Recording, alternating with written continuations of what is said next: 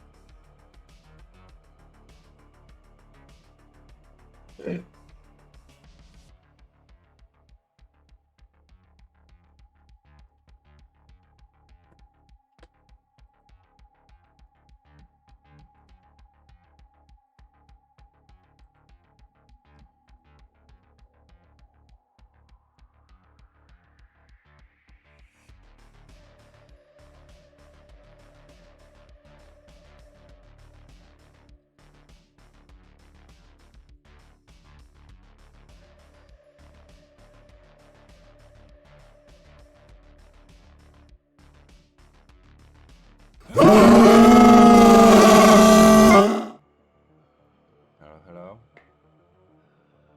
Doggo. Hi. Bringing the dog up. Woo. I was about to say it was a pretty smooth one, but then you kind of tilted a little bit. Anyways, how goes it? Dear Karazest, are you double streaming now? Did you decide, or did you just uh,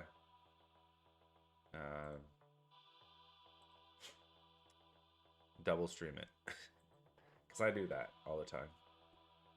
I will watch like multiple people at the same time because I've like started watching one person and I've been chatting, and then also I didn't have my microphone here, so I don't know if you could hear me. Most important thing done with the doggo, you know. As far as I know, I can stream this, but I've been working on my little Steam page. And so this is what it looks like so far. I still don't have a trailer, so I'm still deciding whether or not it's worth getting out before I can get a trailer out.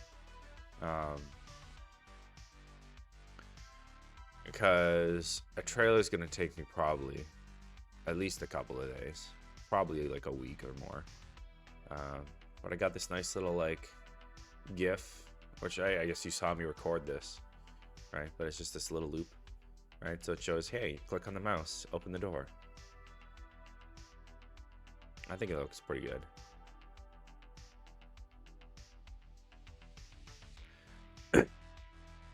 Karazest, you never roasted any of my posts, so I just assumed that everything was perfectly written.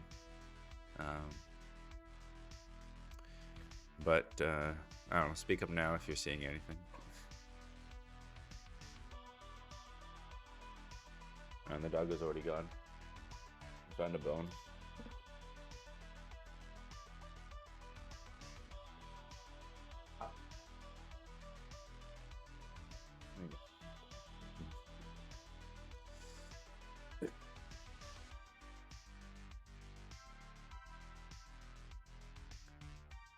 Yeah, this is my Steam page. I need to probably adjust this part, the systems. And there's this whole thing with like tags. It's really annoying to kind of deal with. So I really want to try to make the tags be a bit better. Like, they're not terrible. They're kind of mostly alright. It's just like, I feel like being recommended these ones are kind of bad for me. Like Escape the Bad Raccoons and Lethal Company, because they're multiplayer. But I've tried and I cannot get them not to show up. Like, it's just it seems like those are just gonna be there.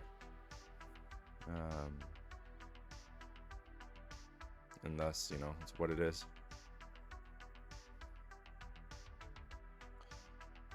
Dead Space is better, even though it's obviously that's a AAA title, but like it's kind of thematically in line at least.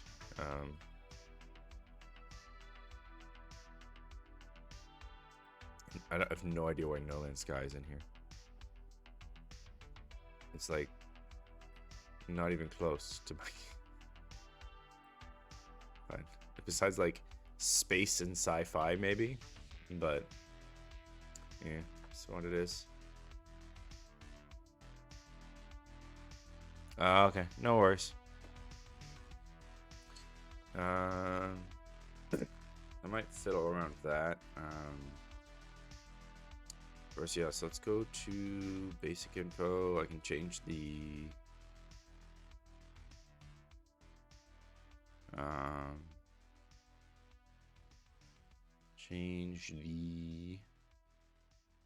recommended system info. Where are you? So if you see something that says a release date, don't take any mind in it. It's not. It's not anything serious. So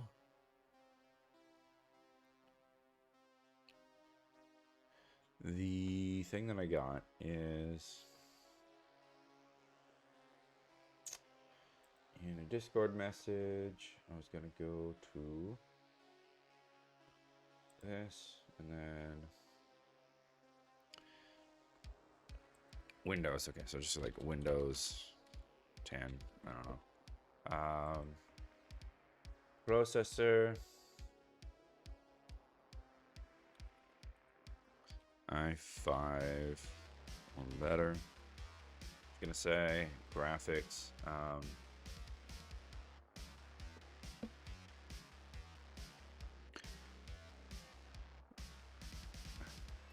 A graphics card. I don't know.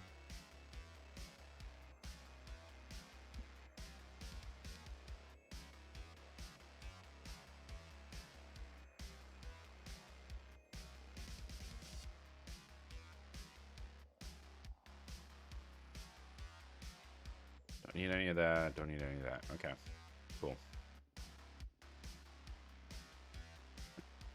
I don't know like what I should say about WinMac or both will be fine.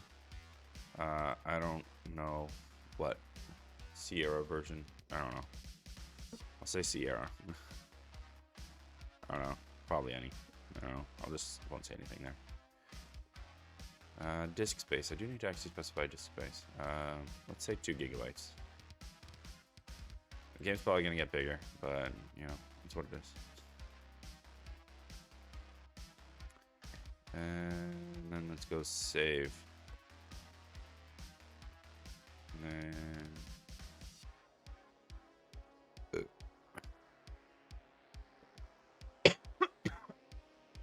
so this is what I've been toying around with.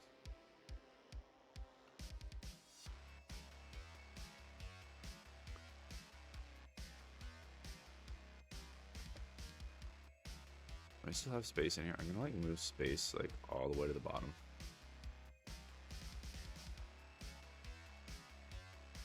Huh.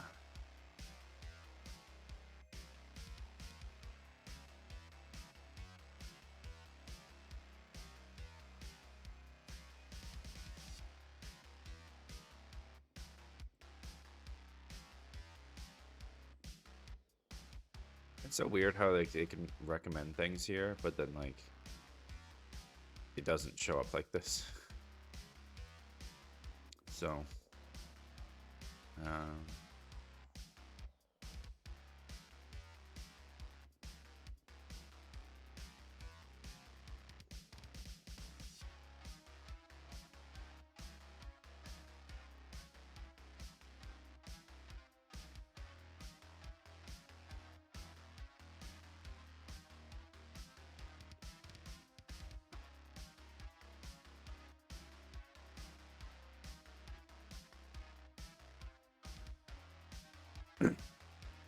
like the capitalization of it, you thought was weird? Is that what you're saying?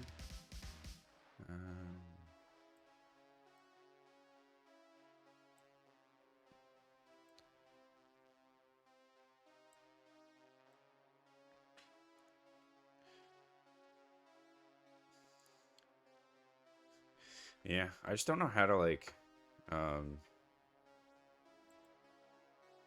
properly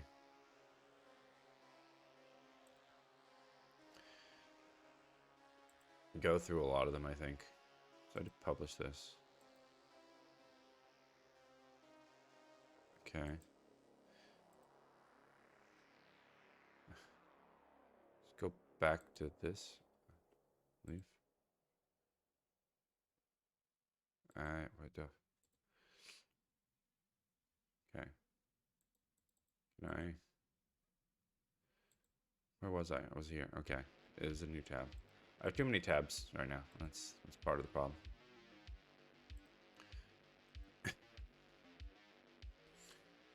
Um.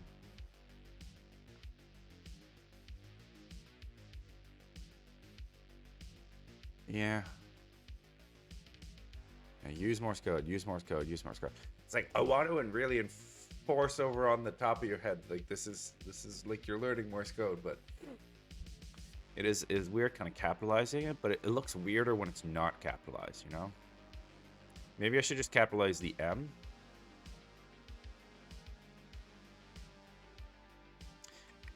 Yeah, you can't. This is like a preview.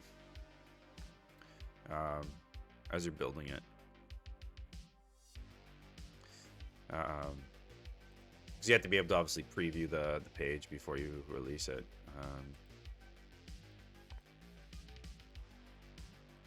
That's better, I think. Why? I feel like sometimes they just throw in really popular games. But like, why?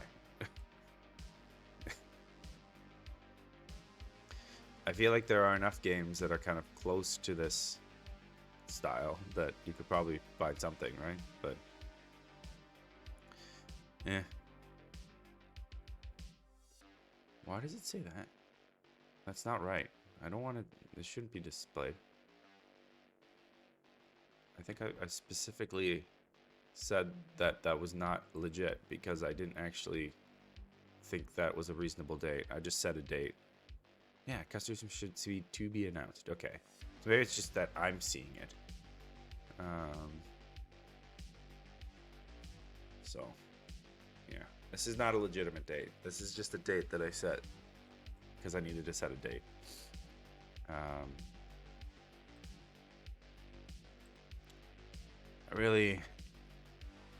wonder.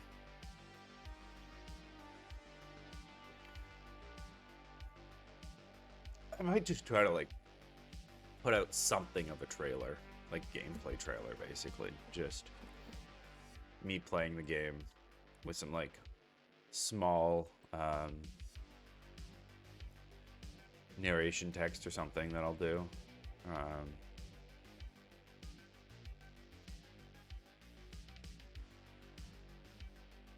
So I feel bad about releasing this without the trailer or some sort of trailer, right?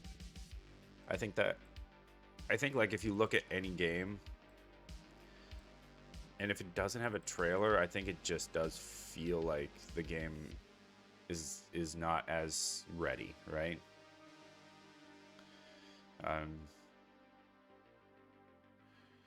Like I can't think of even though it's funny because even though pretty much everyone just skips right over them, for example, right? They'll just do this, right? When they get to the page. And just be looking around. The having the trailer there, I think, does contribute quite a bit to the overall feel.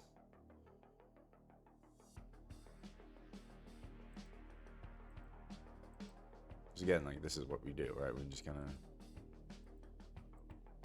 navigate like this on Steam.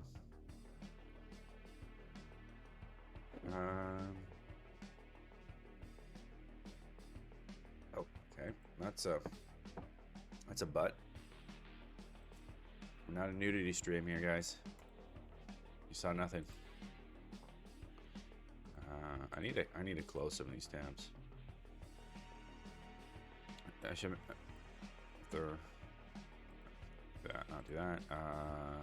Just close a lot of these Steam tabs. I was basically just like trying to find games that are do stuff. Oh, stupid work would stop Shay. No worries, you know you gotta work. Work first and then... Yeah, like, what are they thinking, man? Just putting that on a trailer.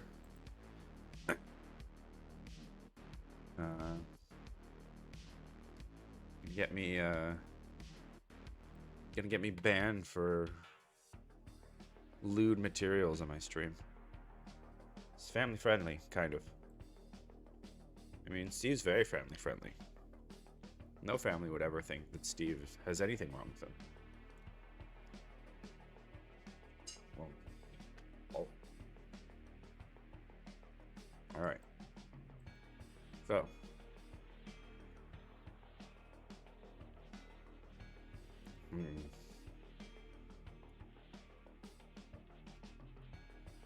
no.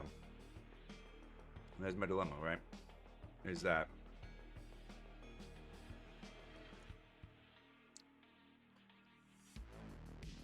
I really want to get that Steam page out, and it's like they supposedly take like 5 days potentially to review it.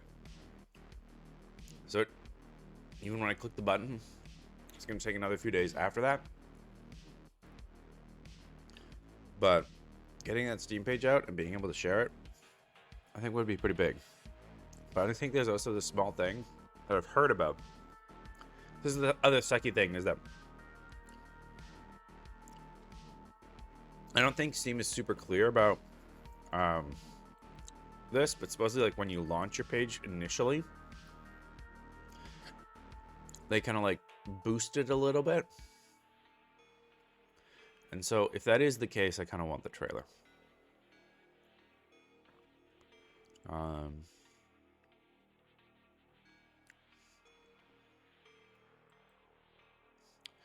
But again, I don't really have that much.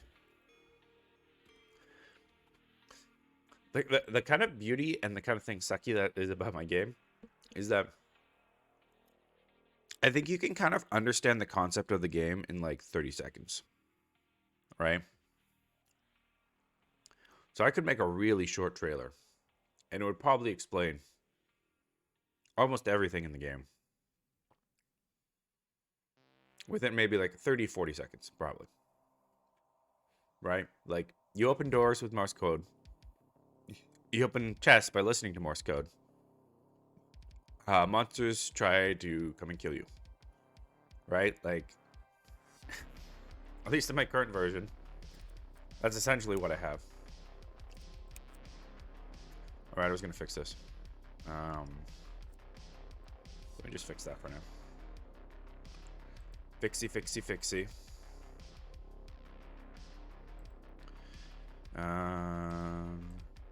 Setting screen.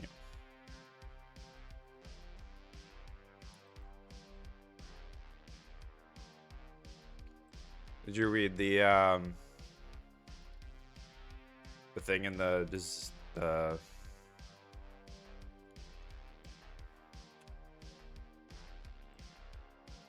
design feedback?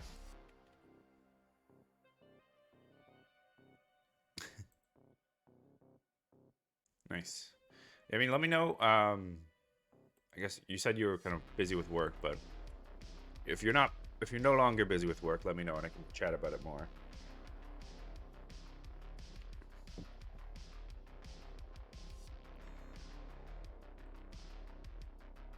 I definitely want to run some things by you.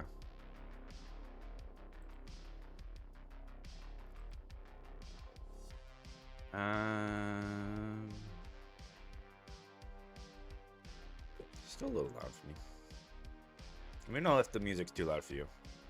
Obviously mine is at a completely different scale, like, than what you guys hear, so I just hope it's not too loud, but also loud enough that it actually is there, you know.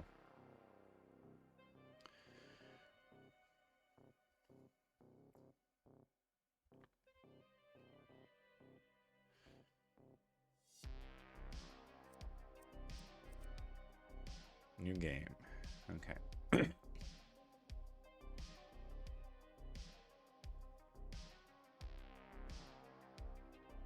All right, sounds good. Let me know when you're back.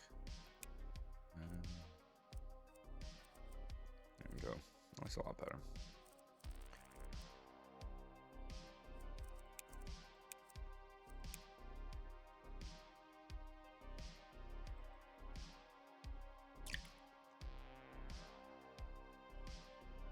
That's so lame.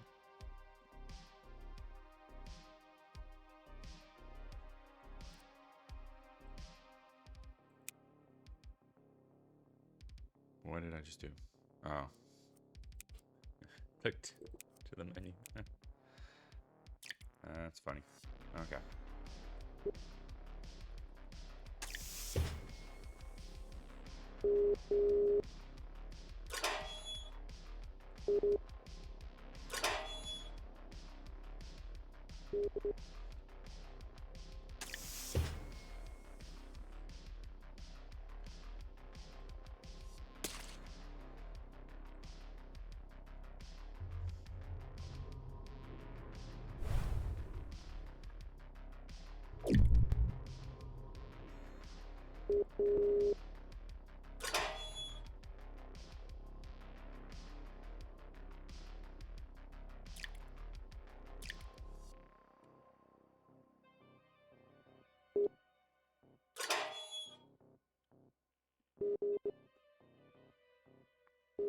I guess. I don't know. Let me know when you're back. I realized I said that. Let me know when you're back, but you're probably reloading at the time. So.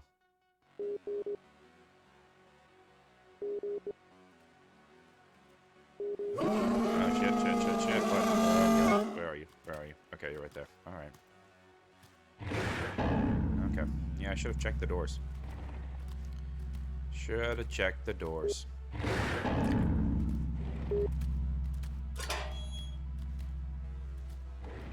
That is not an escape route.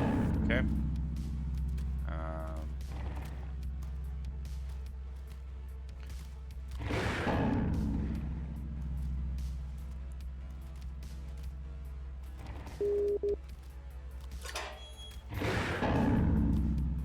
That's also not an escape route. That is also not an escape route. Ow.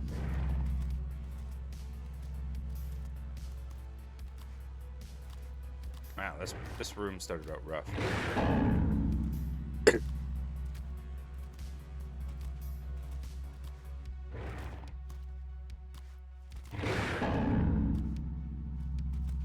Let's go. Jump through here. Boom, boom, boom. I actually wonder if I should just like. I gotta if I could tweak that.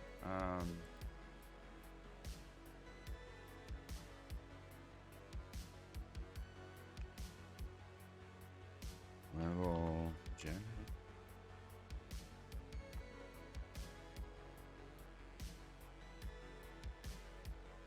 Is the difficulty table. There's the loot spawn table. And the loot spawn table is a thing that manages. Yeah, the enemy. Okay.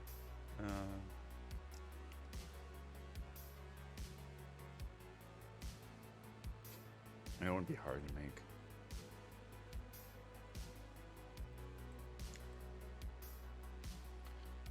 Zone 1. Sweet. Okay, I'm just making a zone 1 data here.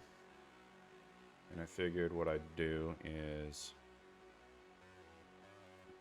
go to level gen. Make that. And then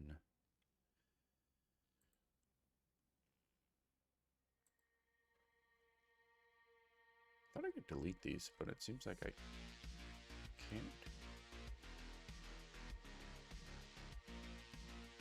I should be able to remove them, but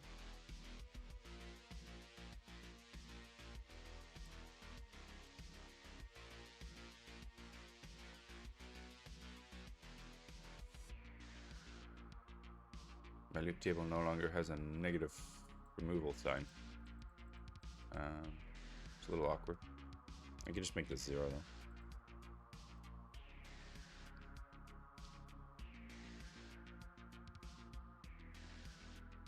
though. Basically, I'm just gonna make Steve a little nicer in the first zone. Alright, so like you don't actually have to deal with Steve in the first zone. It's just like, hey, let's give you a little bit of a chance, I guess. Alright, so sounds like you're here. So what I wanted to do with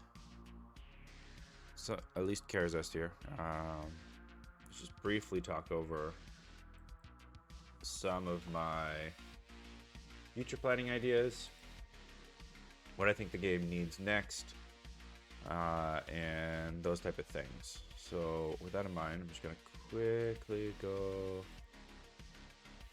into another tab. I'm going to open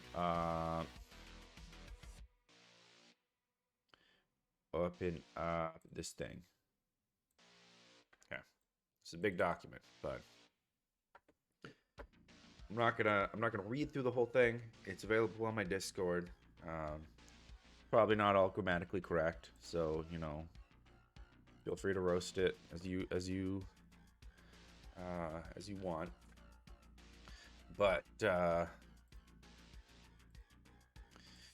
essentially, I'm talking about long-term storyline and long-term what the game will be. Not even soon. I'll get into kind of what I want to do next, like starting on working after I get the Steam page up and like some trailers and some marketing stuff, because the next kind of few weeks, because especially I'm having a child in the next few weeks, stuff's gonna be crazy, but I'm gonna be probably working on some marketing videos, trailer stuff like that. But this is what I want the end game to be. So when you're playing the game, why are you playing this game kind of on a long-term perspective besides just getting better at Morse code, right? The technical difficulties were posted. Oh, for like him saying, "Hey, I'm streaming." Yeah, it's probable. It's quite probable. He posted at like 4:30. He was all right.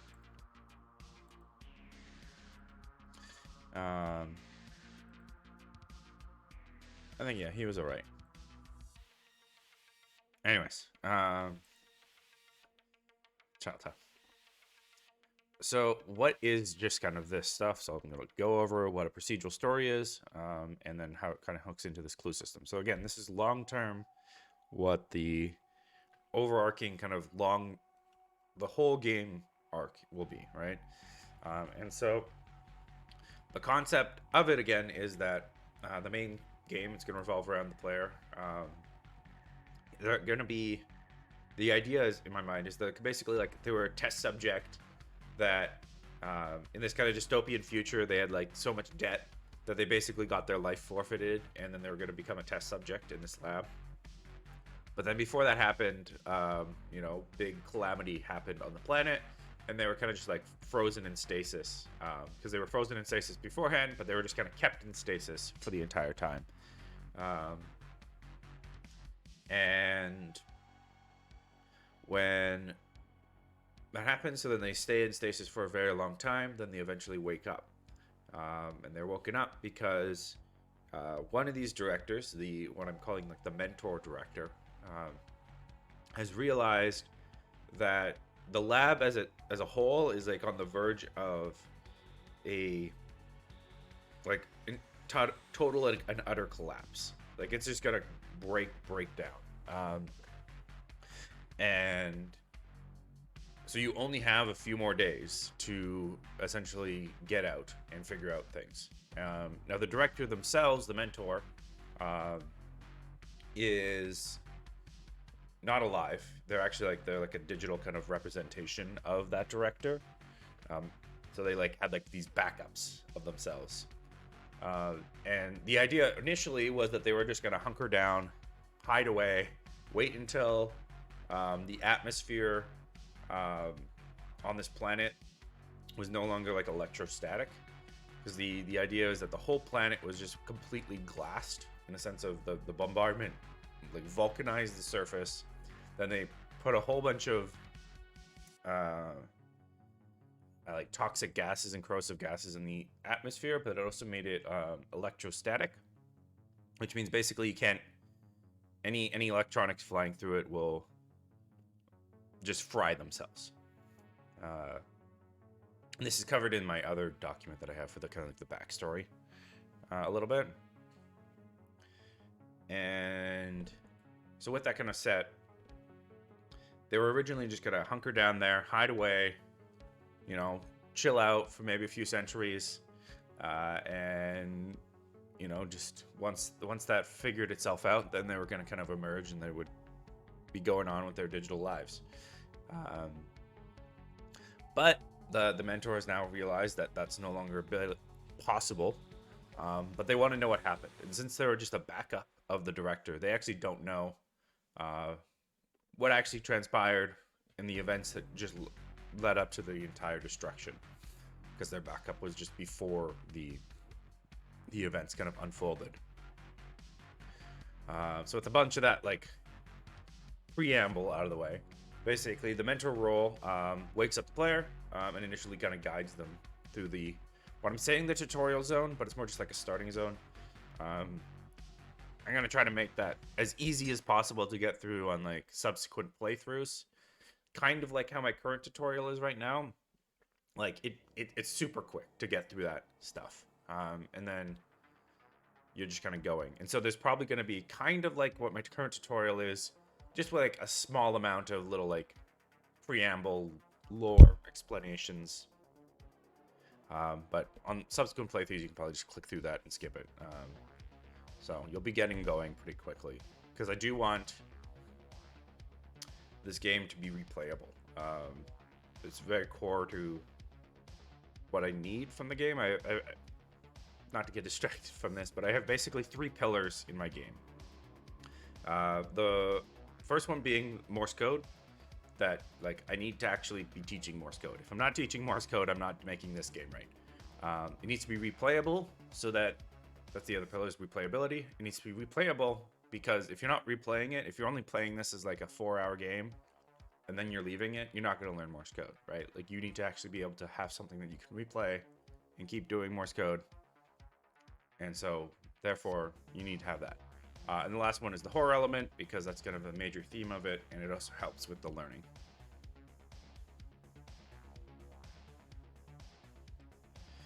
Yeah, so I've toyed around with that, with the mentor potentially being at fault. The only consideration I had on that is that in the clue system that I've set up, the way it's set up, I'd have to create another zone for the mentor person, which I could do, but on some level, I'm more okay with them always being safe, but I could change that in the future, yeah. And yeah, so that's why I'm saying is that effectively there's, when you wake up, there's the mentor that's going to guide you through the starting zone. And realizing that they basically are doomed, right? This mentor person can't escape the planet, even though they could technically live forever. Their lab is going to get crushed and destroyed, and they're going to be trapped down there until their power runs out, basically. So they're doomed. They have no chance at survival. Even though they're effectively immortal, they're now facing mortality in the sense of electrostatic or dying out of electricity, because the lab's been completely, really destroyed. It's not like just ruined anymore. It's like utter collapse. And so all they want to know, basically, before they leave, before their doom, is what happened. Why did their glorious scientific planet that was the pinnacle of all scientific innovation at a time, why did it explode? And why did not explode, but like why did it collapse in such a way? And so even though we know some of the ternary details about how the planet is like now destroyed, but we don't know what the events that came up and led to the destruction of it. And so this kind of comes to a system where I will have, I'm saying 4 to 6 right now. I'm still not entirely certain what size of pool works. So that's why I'm saying kind of a range. Probably 4 is probably what I'm going to go for first and see how that feels. And then we will kind of figure out some things from there. And the idea is that I will hopefully, like, you're picking from 4, but I'll have more options than that. Again, depends on the scope and how long these actually take to build. Each individual character. They're probably not going to be like, in some ways, I'm going to try to make them not like dialogue-wise that different. They might just have like a little bit of a tweak on flair on like how they talk or something. And their zones, I think, will be a little bit different. Now again, single developer here, working on trying to not explode my scope. So we'll see how much of that I can accomplish in a reasonable time frame. At first, they're probably going to be a lot more similar to each other, but hopefully I can figure out ways of kind of making each zone that the director kind of has unique in some way. But again, we have the 4 characters. We're going to then assign them 3 roles. There's either the mentor, which you've already talked about, and then there's the guilty one, and there's the innocent one. And now first, I'm going to say that the mentor cannot be guilty because there's kind of 2 different roles. But like we talked about a little bit earlier, that could be something that changes. But right now, there's only going to be 1 mentor role, and there's also only going to be 1 person guilty. Again, that could change in a future thing if I want. Maybe at the future changes, long-term DLC or something. I don't know. But I probably, at least at launch, I'm not going to commit to anything more than 1 guilty director because of how the clue system works, which I'll get into later. But the idea is that the mentor just wants to know what happened, like why, what was the cause, who did it, and like why essentially.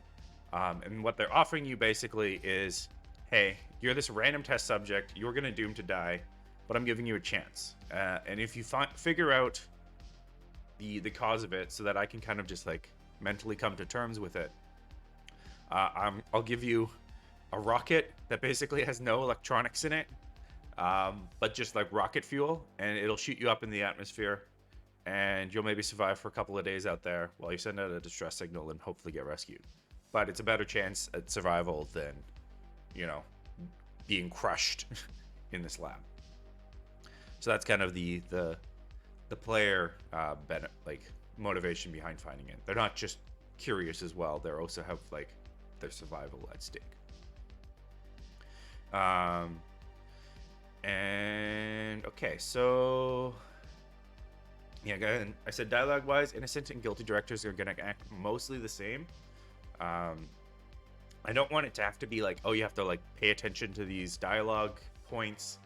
I also feel that if I made it so that like there's like certain tells on a particular director, that once you know that, that's all you're looking for. That's definitely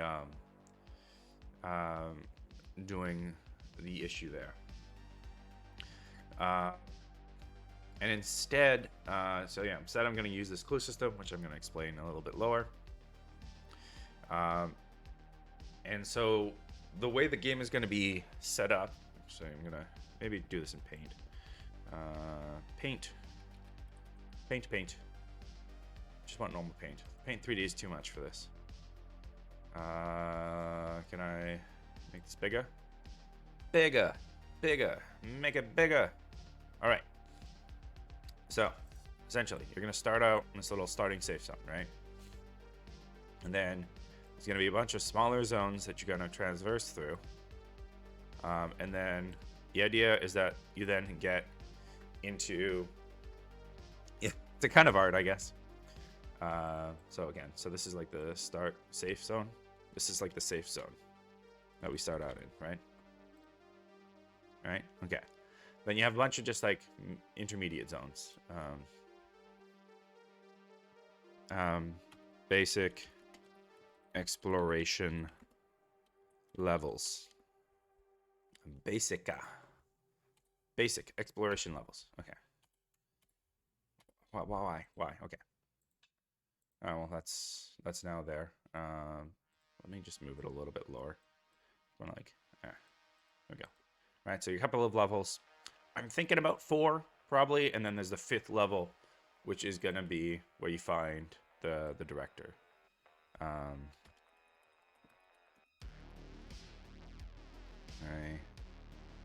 Move this. There we go. Director level, right? And so this is where you're gonna find the director and kind of meet with the first one. So in the first, this is gonna be the mentor, right? So I should just maybe write mentor director level. Okay, right. So mentor director level, you meet that director, like in the flesh. Now, this might be a little spoilery, but I don't, you know, you're gonna get spoiled. You're watching the development of this game. There's like, to some degree, it's gonna be a spoiler, but it's also caveat scope. If I find that this is like a 3-month endeavor to make each one of these things, I'm not going to be doing it. But my concept here is that each mentor has a backup that they're kind of like pure in, right? So they'll have this pure crystallized little backup.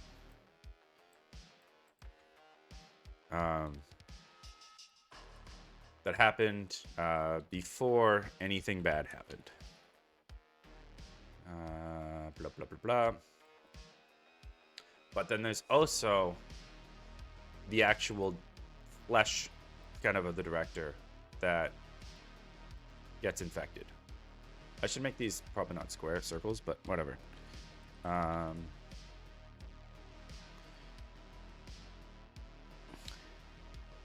Guess then there's the actual corrupted director, right? Now, can I move this, please? Please, please. Thank you. But this one is uncorrupted, I guess. Right? And so my idea, again, caveat, scope, is, okay, really? When you get to the mentor director level, I did this wrong again. Oh my god, how many times can I do this wrong? What? Is it always just, oh, it's always down. Okay. Is that you then do a little boss battle.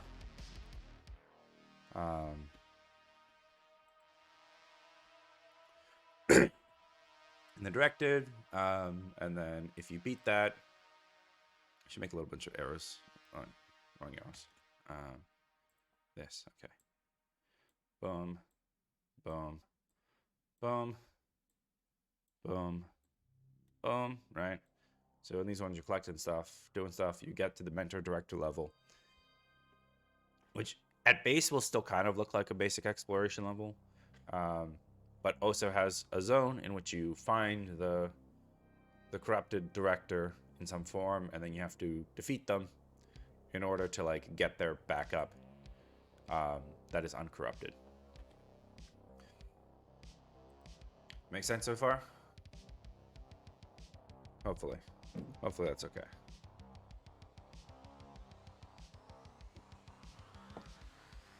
Now again, if this corrupted director boss battle thing is crazy hard for me to do, and that like just in time and effort, you might just find a director backup. But obviously I feel like that was way less satisfying than actually having some sort of little boss battle. And I really want to, if I can, right? Like the idea on this is like you should be able to, I should be able to make like environment things that have the letters on them and then you just use the Morse code to like hit the director with it, or you have to interact with certain pieces in the environment to avoid his attacks and stuff like that, right? So you're using the Morse code in the fight effectively. So that's the idea there. This is definitely something though that could go off the rails, because it's like very bespoke content. Each director would have his own boss battle and be unique in that aspect, right? So that's going to take a little bit of time, but I think that would show off so cool if I could pull it off. I'll also have to find really cool people to visually, like, I'll have to find some good models for the directors, because they should look cool. If I pay any artist for making models, that's probably where I would do it.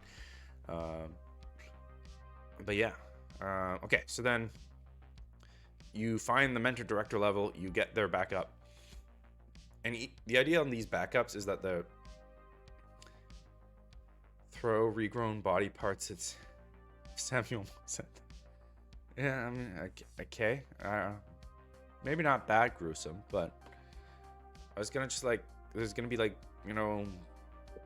smashy lever thingies that you can like lure them into, and then you trigger the Morse code, and then it smashes them, and things like that. I think would be cool. All right. So then you beat them, and so this is kind of like the first act, right?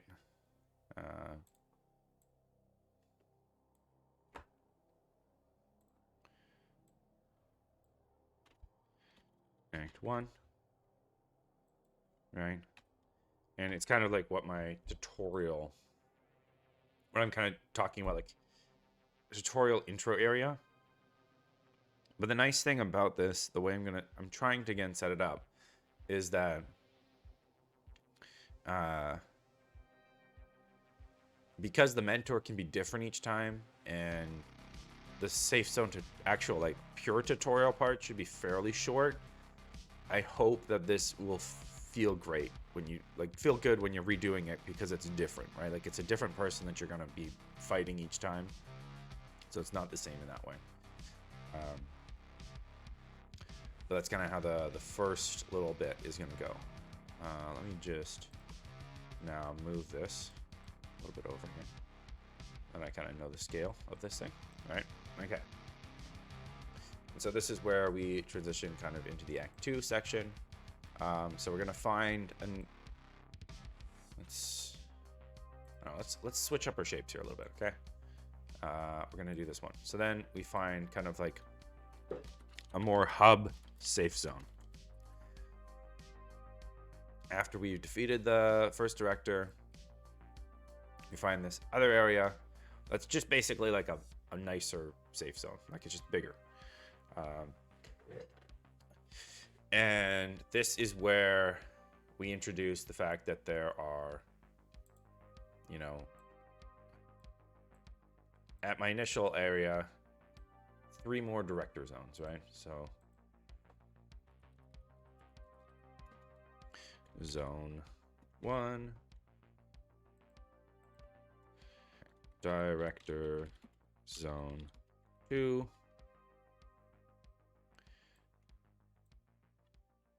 and director zone 3. Okay. Right, and so you're gonna have to do all of these, but the order is up to you basically at this point. You could do this one first, you could do this one first, or you can do the other ones first. And you also don't have to do them all at one time, right? You'll be constantly going through these zones. You'll find the return portals, and you can kind of return back to the hub zone. But each of these zones independently will kind of act like this, right? So there's going to be a bunch of levels that you have to just explore. You find the director, and you beat the director, and then you get their backup. After you probably beat the first one, I'm not sure if I want to introduce this right at the beginning of Act 2, or I might introduce it after you beat the first. And I'm just gonna write, just Each zone can be done in any order, right? Okay. There we go. So, what was I saying?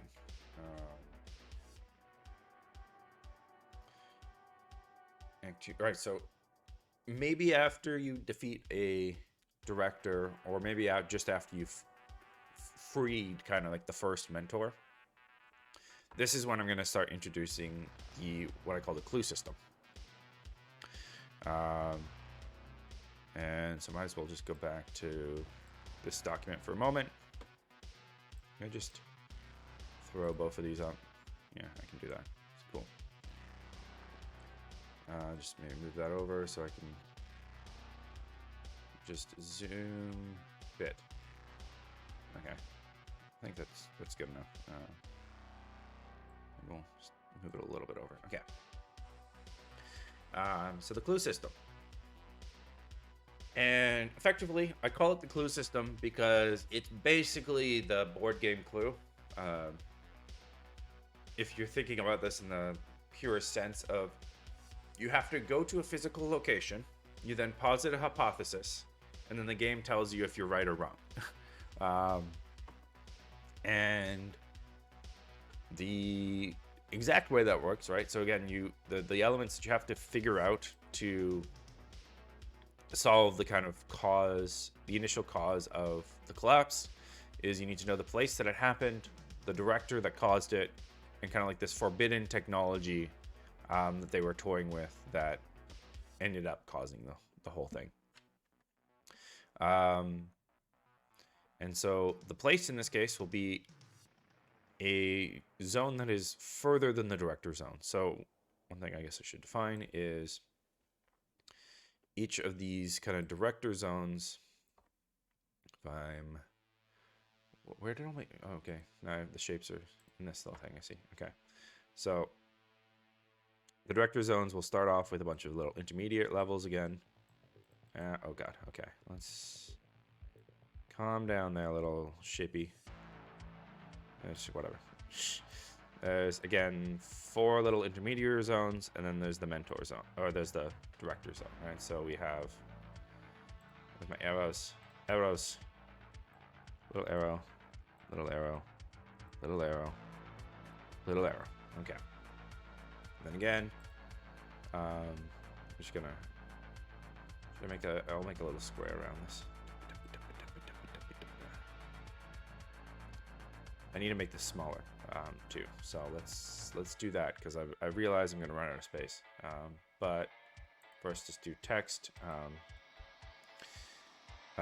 Act 2 director zone format, just for example. Okay. So we go image, select. I'm just gonna take this and just size it down a little bit. Okay. That's about half. That should be fine. Okay. So again, we have some just kind of like basic. I'm not gonna say basic anymore. I'm gonna say exploration level.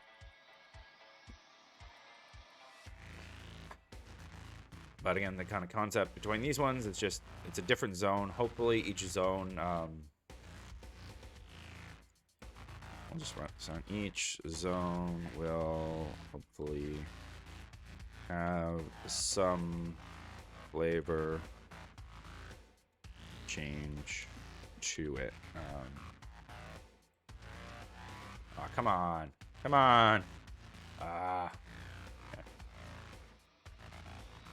Each zone will have some flavor change to it. Okay. So come on. I.e. like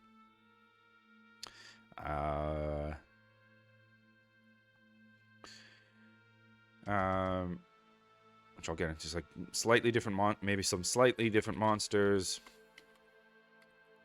Although that's kind of more scope. Or just like monsters are...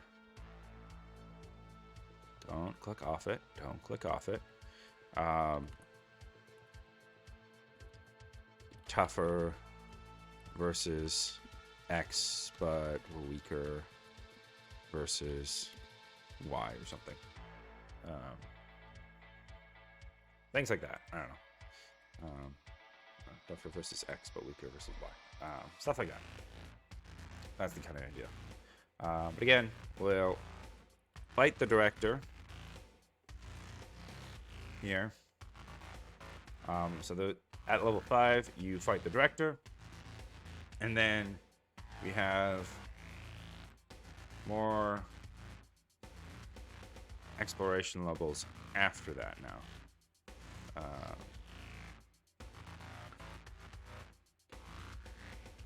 And so when you fight the director, there's always going to be a portal back to the hub world, so you can kind of reset yourself. Maybe I should make that into a shape. Let's see. This one.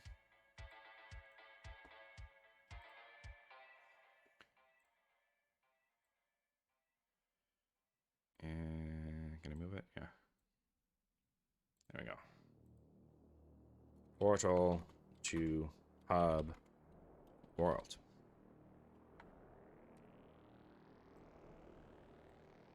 I guess I shouldn't say hub world. It's probably... Oh, you mother... You... Portal to hub. I guess. Yeah, I'll just say hub. Okay. You can go back to the hub world there. There might be one in the middle too. I've yet to figure that out. But you beat the director. Again, another little boss battle. Corrupted director, doing all that stuff. Then there's more exploration levels. And in one of these... I'm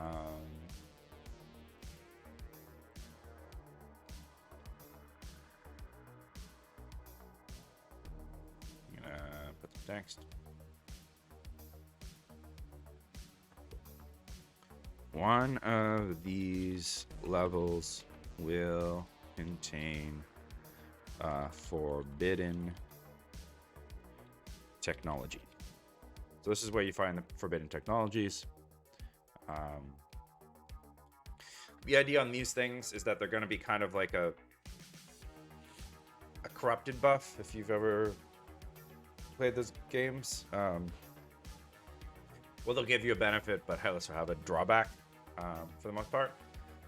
But also, you'll have to use these in part of the clue system to, you know, figure out what happened there.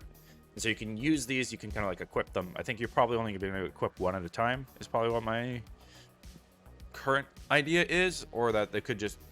I'm going to have probably some inventory limits, so you'll probably only be able to equip a certain amount of them, or they'll take up more of your inventory if you do equip them. So either you'll only have one, or maybe they'll take up some space in your inventory, and maybe you don't want to have too many of them in that way. But again, you'll find one of them kind of in these higher exploration levels. And I guess I should say more difficult exploration levels. So the idea here is that I don't really want people completely clearing out like zone 1. So they're not going to go all the way through here, beat the director, and then just keep going. Ideally, they should actually, you know, beat the director, come back, and then maybe check out zone 1, and then beat that director, and then come back, and then maybe beat zone 2, and then kind of like slowly push out each one. So the difficulty on these ones is going to ramp up a lot more, so it's going to hopefully encourage people to go back, do the other ones a little bit, and kind of gain some more stuff to tackle on these more difficult ones, where you'll find the corrupted stuff. But lastly, then you'll find the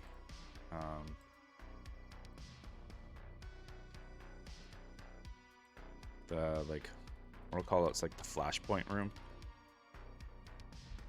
So this is like a potential area that it could have started. And the thought here is that effectively a lot of these other directors were toying with some sort of forbidden technology. There was a bunch of rooms or a bunch of areas where that once the first like cataclysmic event happened, it basically broke down a bunch of other things and then caused a chain reaction of another person, another like technology to go rampant and break things and do other things. So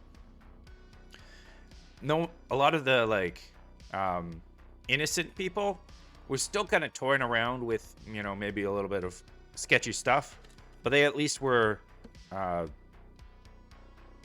taking it mostly secure. Now, they didn't cause the initial break, but in this sort of kind of calamity scenario where a really big like event happens, they weren't quite prepared for that thing to contain their low technology, whatever they were toying with. So basically, every single thing ended up breaking as a kind of domino effect. So there's these rooms kind of basically where these type of things happened. And that's where basically you'll find at the very end of each zone is you'll find one of these rooms. And the concept with this clue system is that there's like this, I don't like to call it, did I name what I call it? Receive an item that is capable of recreating the past if certain necessary elements are present, right? So you have this like box thing that, assuming certain elements are present, so if you can reach the flashpoint room, which is the room, the place, and you bring a technology, and you bring the director, a little like backup thing, and you plug all those in at that room, it'll tell you how many of those elements is correct, basically, right? So is this the actual end room? Is this the initial room? Is it the actual right director, or is it the right technology? And the idea here is that it's gonna say a number out of 3 based on like how many you have right. And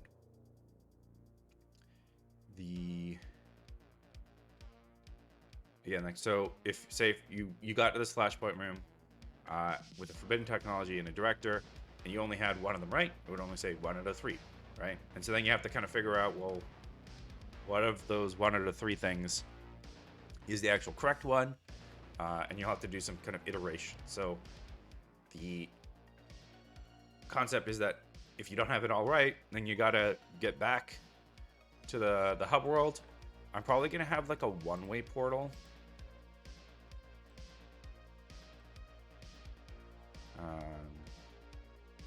Right there, I guess I'll write it as a direction down. It should be down, I guess.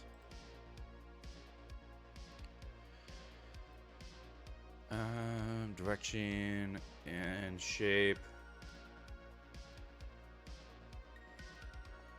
So let me know if there's anything confusing or it doesn't make sense so far.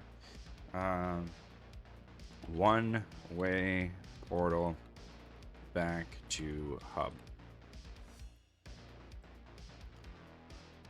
Now, lore-wise, I'm gonna have to make sense of why there's a one-way portal where every one other ones can be like portaled back and forth to, but that's my problem. That's not your problem. The idea, right, is you get to here, you can do essentially one hypothesis, and that's probably going to be limited by this like box thing. Only has enough power to like hypothesize once, and then you have to bring it back to the hub world to charge. So if you want to try this room out again, you have to go back to the hub world, you have to portal back to the director zone, and then you have to just run through these things to get back to this zone again. So it's kind of just like doing a loop. And depending if you even have the right room, you have to then go to a different zone and try to figure out which one is correct there. So it's kind of just like hypothesizing, testing it out, seeing what you're right, getting higher 2 out of 3 or 3, getting closer and closer until effectively you find the correct match. In addition, I'm not sure where I'm gonna put these. They might be in the more difficult. They might be a little bit everywhere. But you're gonna find effectively what these clue cards are, and these are gonna be kind of what I'm calling. It's like exculpatory evidence. So effectively, it says like this is not the thing, right? So you'll get certain things that prove that like, hey, this director was not even at the station at the time that the thing happened or something, or maybe he was like sick at the time, so he couldn't have been the one that caused the incident. Or there could be like a report that says this technology is like inert, it doesn't have any sort of dangerous capabilities to it, kind of proving that it was not the situation. Or a specific flashpoint room, it could be saying that like, hey, there could be a transmission or something that says that only after like the initial breakdown of stuff did their security measures fail and break. So then you know like, oh well, it's not gonna be that room. So you'll get a certain amount of these that you'll find in the world that will just then at least allow you to like cross out certain things and be like, okay, I don't need to test that one because I know that that one's not a possibility, right? So hopefully that means that you don't have to then suffer through, and because I guess there's effectively there's 3 directors, there's 3 zones, and then there's 3 technologies. So that would be 3 to the power 3, which is 27 different possibilities, I guess, if I just have 3 guys here. Just having one that's cut out, effectively, I guess that reduces it by, is it 3 options? Or I guess it'd be 3 times 3 times 2 if as soon as you remove one. So it's not always going to be the same amount, but like it does reduce quite a bit of your options that you have to deal with them. So it should hopefully help you not have to go through 20 such iterations before you kind of get to the end there. Yeah, does that make sense so far? You still with me, Karazest? Have I overloaded you with information? And hopefully, again, I'm gonna like, the reason why I'm kind of saying this out here is I do want to try to take this stream, probably make it into like a standalone highlight and present it on my YouTube just so that people will know a bit more detail. Because I feel like, obviously, I know how many people read things, not many. And so just having a video kind of explaining it, I think helps. But I think as well, there's probably stuff that this is very kind of technical, I think, in a degree. So having kind of more of a lore explanation and a visual thing does help, I think. So, and hopefully you're still with me. As I definitely could use just people saying that it's not totally crazy.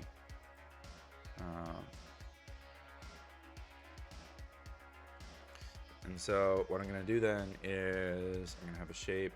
I'm going to have a little arrow.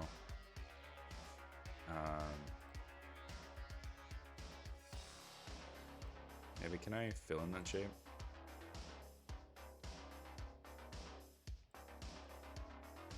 There we go. Okay, cool. So find the guilty director, technology and zone.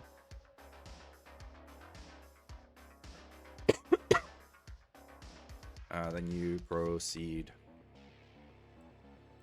Okay, don't break on me now. Proceed to Act 3, basically.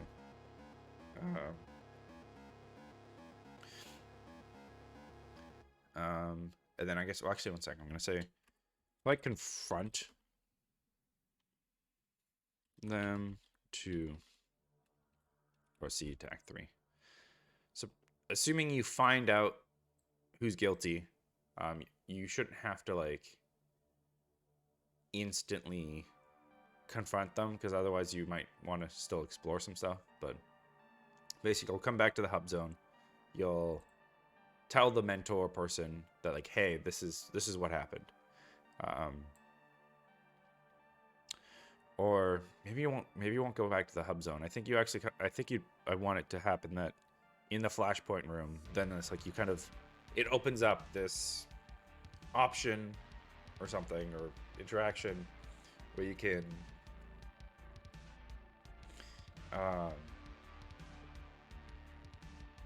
fully visualize it or something, or I don't know, do something. But it basically triggers the end game, which is there should hopefully be, again, this is scope permitting. I am merely a single person, and so I'm gonna try my best. But if I can, this is what I would like. I want the final boss, basically. Now this should be same director style fight, but with additional elements of the technology and zone room or something to change it up. It's basically a bigger, badder version. Same director's style fight, but harder with additional elements. Yeah, okay. Basically that, right? That's how that works. So you've now figured everything out. You're effective. Wrong arrow. You've proven you found the enemy and you've vanquished him once and for all. Then you have to escape. It's probably something with the final fight causing some, expedited internal collapse. So now the thing's gonna collapse in not even a few days, but it's gonna explode now in like 30 minutes. So you better run like hell to that little shuttle thing. So like escape to shuttle before lab collapses. And if you escape, then that's the game. That's the end of the game, right? It's kind of the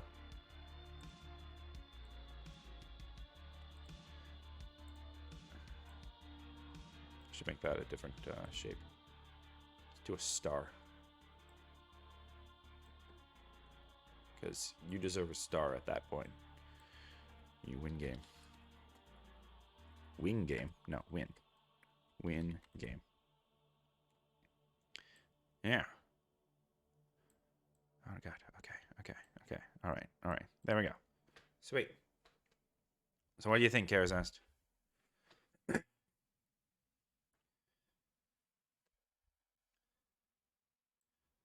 that a good flow to you?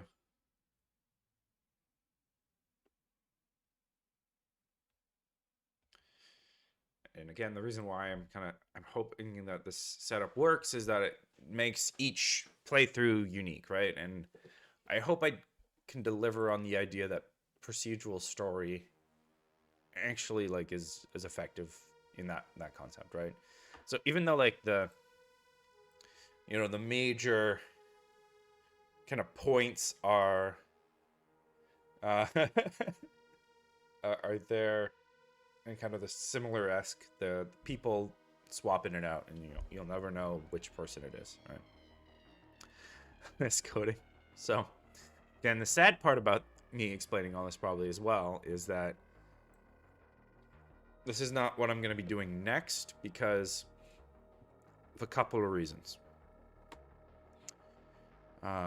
This is, again, kind of future planning, so you kind of know where this game is going.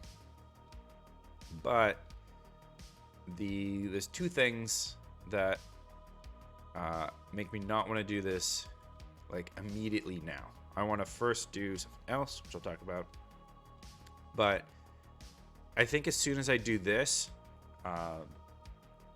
effectively what I'm going to be doing is gating the free version of my demo to Act 1, right? So you'll be able to play this, only this in demo.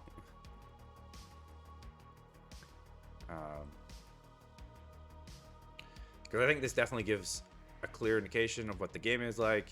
I might even let you get into the hub zone, but basically all these zones are going to be just locked. Like you're not going to be able to get into any of them in the demo version. But I kind of don't want to do a lot of work that's not going to be fully realized. Like they're not going to, if this is where they end of the demo, they're not even going to understand the clue system, right? The clue system isn't even introduced really until Act 2. And so I'd rather focus first on making sure that everything that is going to be in Act 1 really looks good. Again, that still incorporates a boss battle potentially. But I want to make sure all this exploration stuff is nice. You can see kind of progression in that area. And then you'll get to the boss battle. You'll finish that up. And then that's kind of like the end of the demo. And hopefully that makes people really want to buy it at that point. But I don't want to spend all this time making this because I think it's really awesome. But then I don't know if I'm comfortable selling this as an early access. I still have to figure out whether or not I do that. But basically, if I don't do that, I don't want to spend what will be like months probably fleshing this all out, making this nice and work, with no one being able to play test it and tell me how it feels, right? So I'd rather make sure that this is good and it's kind of on the right track. And then I'm going to focus on this, which I'm really excited about. And that's why I want to be able to tell people about it. But that's where I'm going to eventually get going to, because I need to just like express like this is what I want and this is how I hope the game ends up. But I need to first focus on what I'm thinking is combat. And the reason why is because, as KRZ probably knows, I have way too many things to give me items, right? But I don't have enough things that,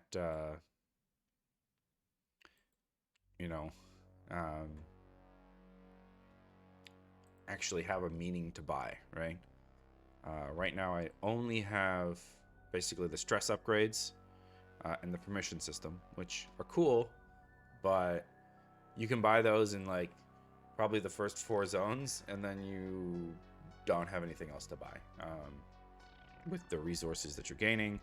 I also feel like those 2 paths are very linear in how they work, so they're going to be the same each time if you play them like that, right? There's not going to be any interesting aspects for replayability there, which I really want to make sure are there. And so I wanted to add some form of combat into the game. I don't have like a document or anything to explain this, but yet at least. But the core concept is that I'm still going to make Steve, I guess I explained this kind of in my store page, which is where did I put store page? Store page. I kind of felt bad writing this because I haven't actually coded any part of this yet, but this is kind of the goal of the combat system, is that you're going to need to protect yourself. Ammo is going to be fairly limited, and there's also going to be things you can't defeat, i.e. Steve and Joseph, are not going to be killable. You're not going to be able to just shoot them and kill them. Joseph especially, he's a freaking ghost. Your guns ain't going to work on him, right? Steve is he's just really tough, and he does not care about your bullets. Except maybe if you shoot him in the eye, he might be like, oh, that kind of stings a little bit. I gotta wipe that out of my eye. Pick it out or something. And so he'll get like momentarily dazed if you shoot him in the eye. And you can maybe escape from him with that, but like you're not gonna be able to kill him or knock him out or do anything like that to him. You hurt them emotionally. You hurt Steve emotionally every single time you run away from him. He's deeply hurt. Whenever, you know why he smashes those doors when you close them in? Because he's deeply, deeply hurt that you would put a door in front of him. It's not very nice. He just wants to love you. But, you're getting in the way. You're putting up barriers between him and his love, and that's not okay.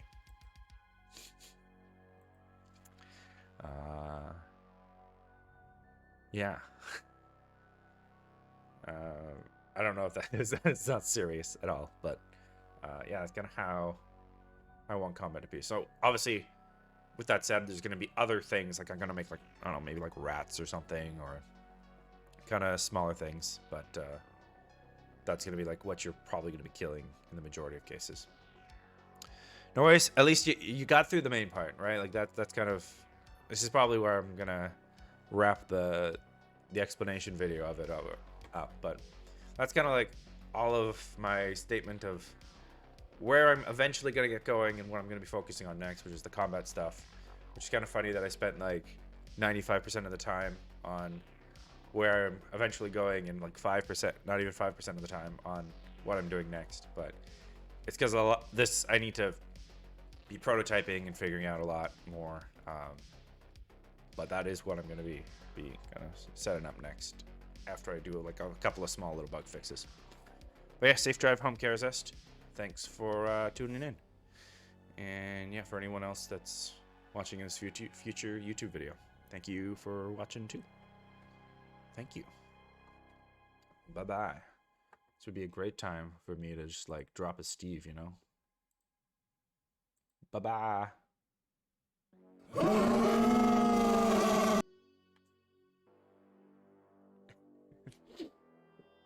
I love that I can do that for free. It is always great. But yeah. Also, I need to make a trailer. That's what I actually really need to do next. I think. Let's make a freaking trailer, because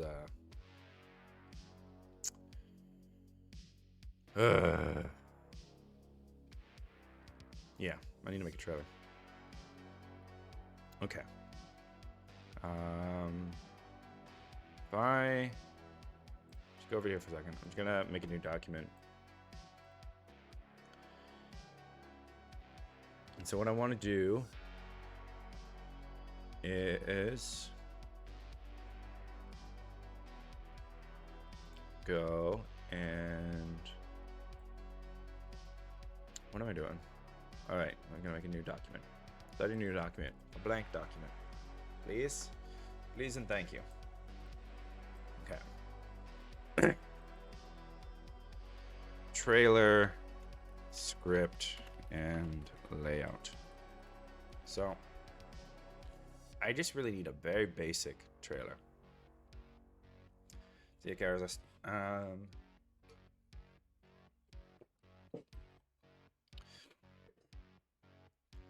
And I've been like workshopping these lines in my head, but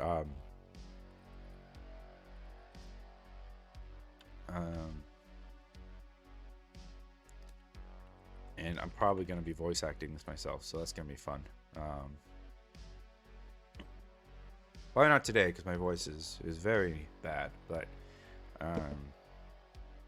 the idea was I'm gonna start with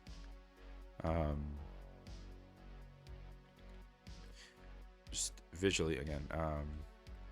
Start with Claire looking around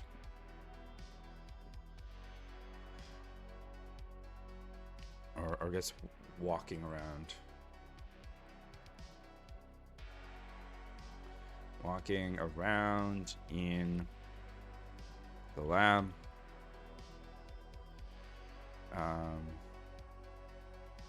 Okay, sure, whatever.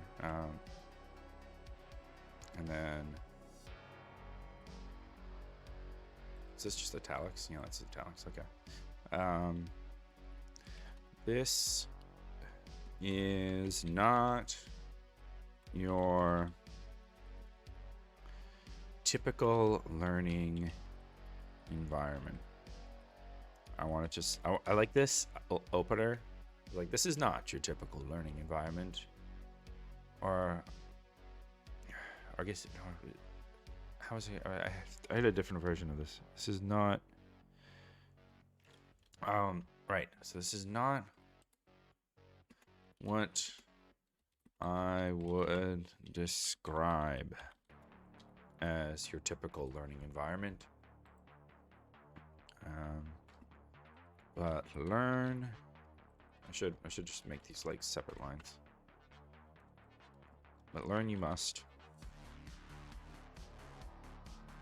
in order to survive. I don't know, this is probably going to sound very cheesy as I write it out, and I'll realize how corny it is and want to cringe and die. But I need to just write it out at least to get the point across to myself, and then doing that. What I might do as well, I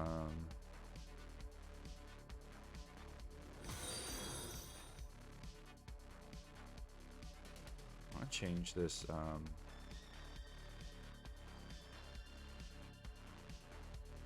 My trailer script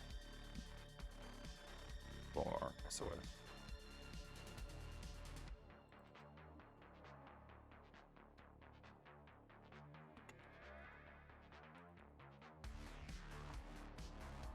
Okay.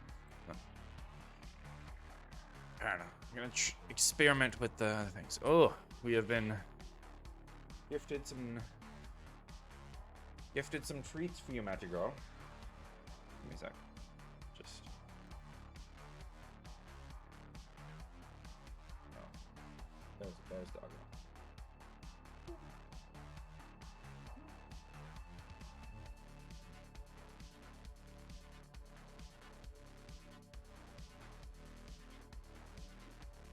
Yum, yum, yum, yum.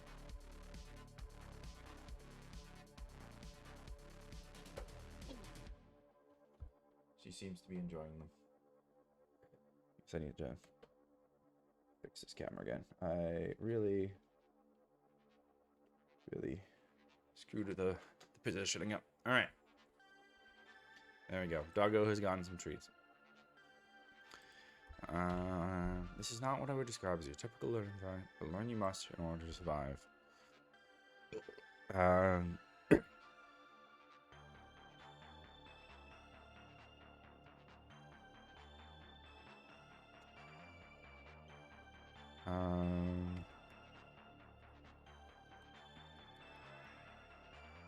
To leave this place,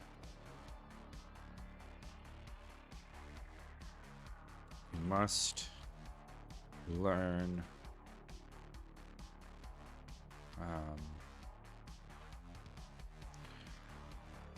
what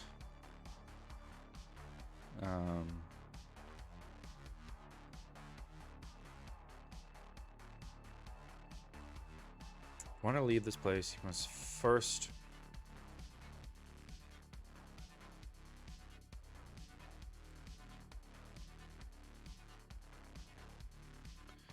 find out. I don't want to say learn again, right?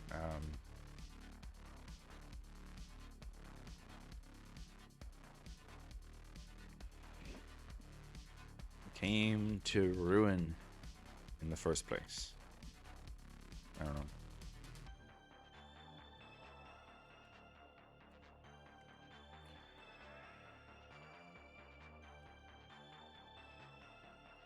Solve mystery and earn your freedom. I don't know. And so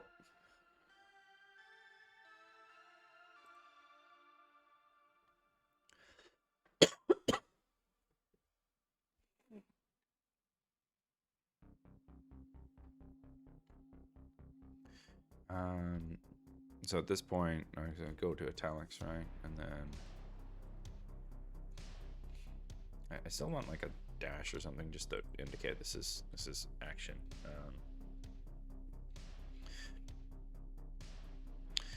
Start showing Morse code. Opening doors, opening chests, etc.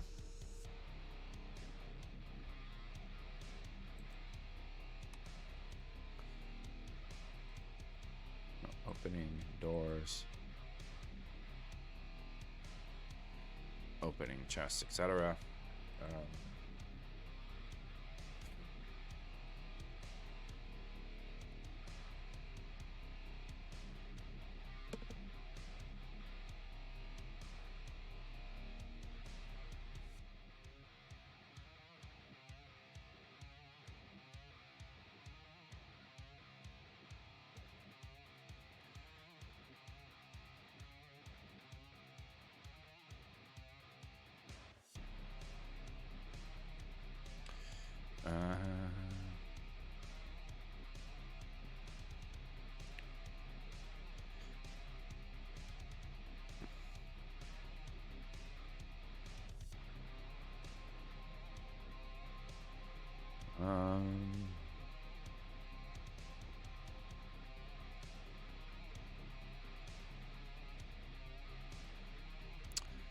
Just trying to think of like where, if I'm going to kind of visually, I want to progress from just like showing the environment for like 5 seconds, then showing the mechanics of like opening and closing doors and opening chests. That's probably gonna be like 10 seconds.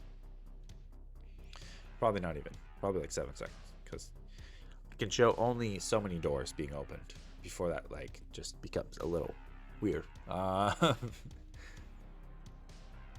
And then the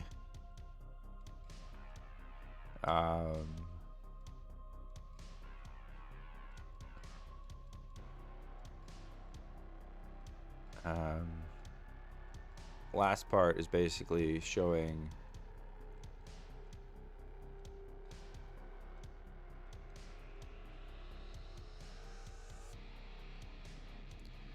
the last part is showing the monsters basically, and I want the especially the last scene. I think the last kind of shot that I want is you see Steve coming towards you.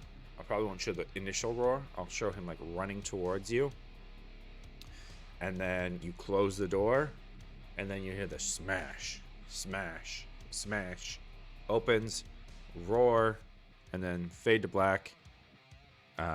SOS Forgotten Planet. Like that's, I think, the flow that I want to go.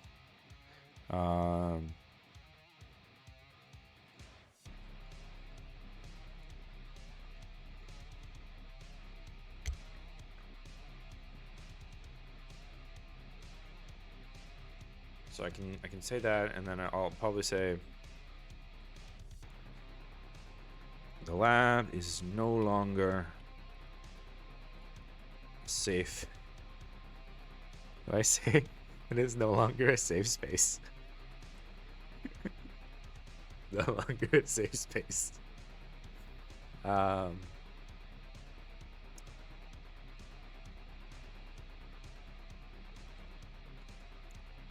you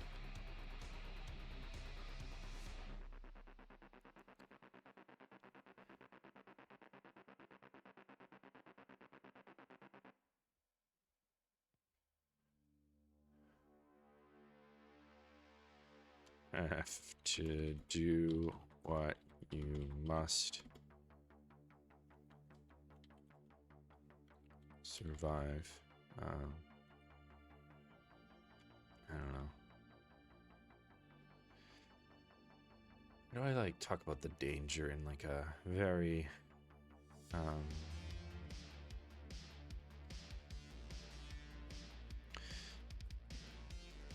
don't have much time.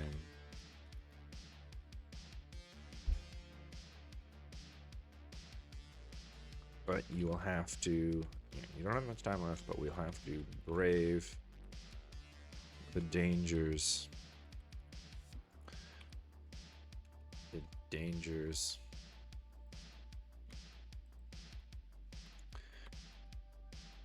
of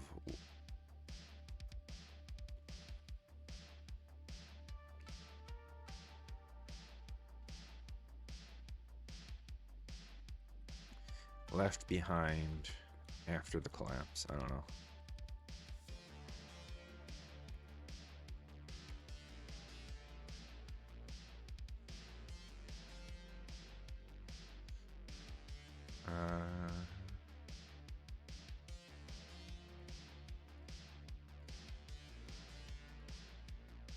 We don't have much time left. We'll have to brave.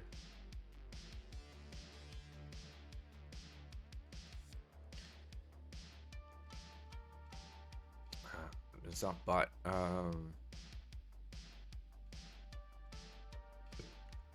yeah.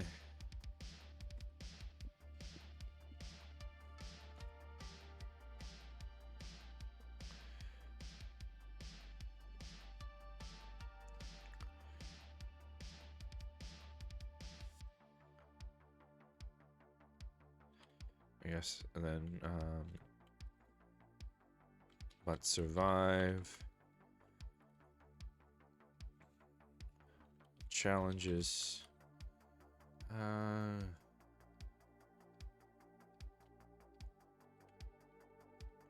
Maybe I say this.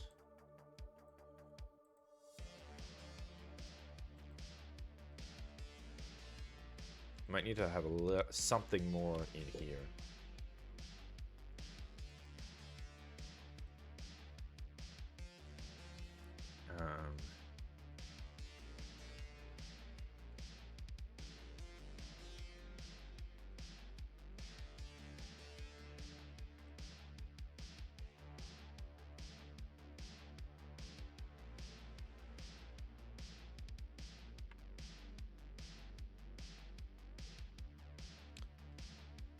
Wonder if instead of maybe that line, if I say learn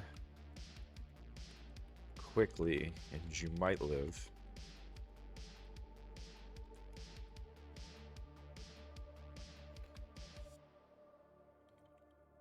Don't, and you most certainly will die.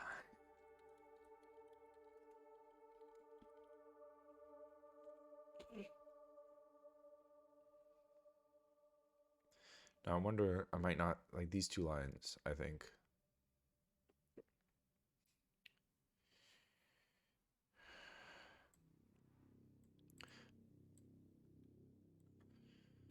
I might say like, but in what remains of my once prestigious planet,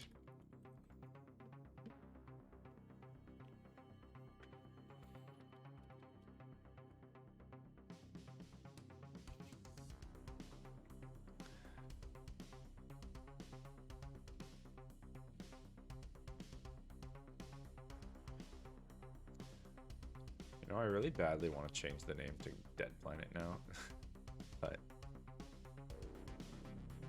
I've made all these things, and Forgotten just sounds much cooler, I think. But I feel like I constantly in my brain I'm saying like Dead Planet, because like lore-wise it makes a little bit more sense, I think. But yeah, what remains of my prestigious planet.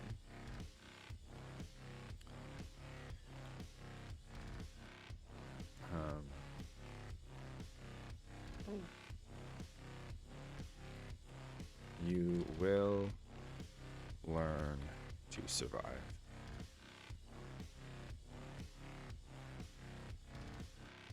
No,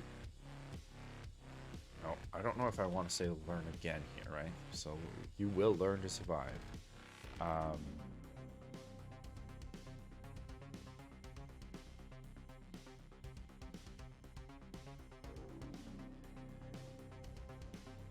might be a little bit more beating you over the head with it, but you will learn to survive. Learn quickly, and you might live. Don't, and you most certainly will die. We don't have much time left, and you have to brave. You will have to brave the dangers of what?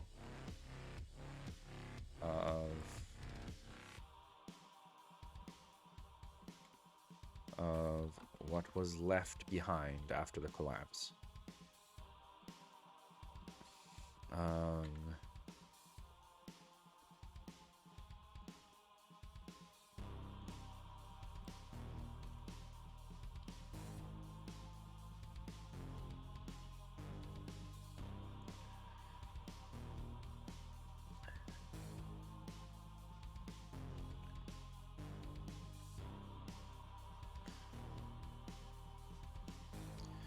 That could be, we don't have much time left, and you will brave the dangers of what was left behind. You will have to brave the dangers of what was left behind after the collapse. If you want, yeah, I need a transition between these two lines, because this is like, hey, there's dangers.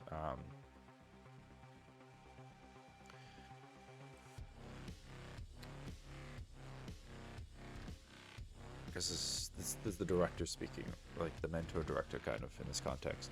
It's like, there is an escape, but first you must uncover why.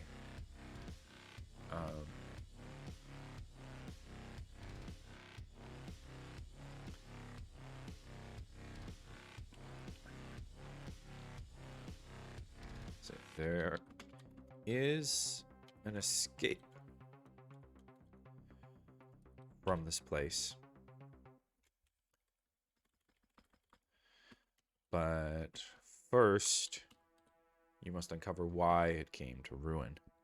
Solve the mystery and earn your freedom. The only thing I don't like about that finisher is it doesn't align nicely with the monster breaking the door. And maybe I don't even need to align, like I could...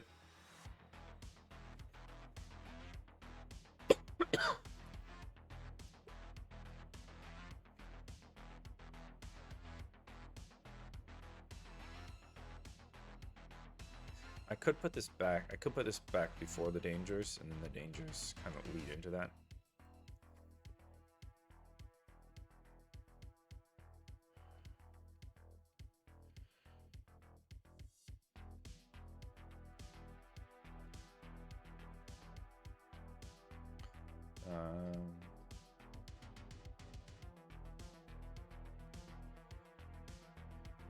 To a degree, I kind of just want to have the, like, the whatever it's called, the voiceover just be the beginning kind of it, I guess. Again, I'm probably gonna have like a 30 to 40 minute trip, a 40-second minute. Oh god, not minutes. Oh god.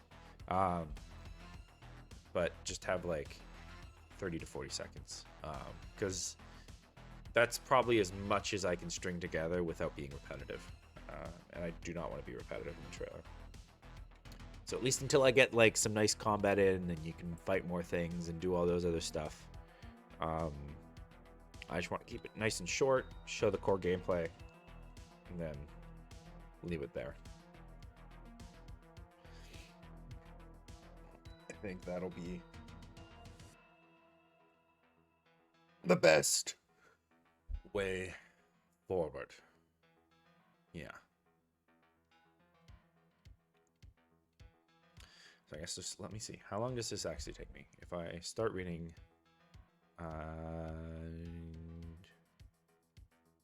This is not what I would describe as your typical learning environment. But in what remains of my once prestigious planet, you will learn to survive. Learn quickly and you might live. Don't and you most certainly will die. We don't have much time left, and you will have to brave the dangers of what was left behind after the collapse. There is an escape from this place, but first you must uncover why it came to ruin. Solve the mystery, and earn your freedom. I mean, that's actually 30 seconds. Huh.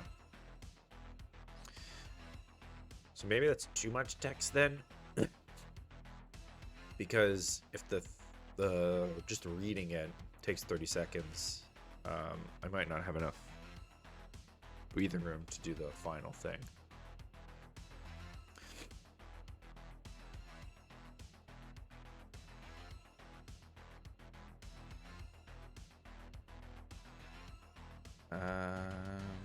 Hmm.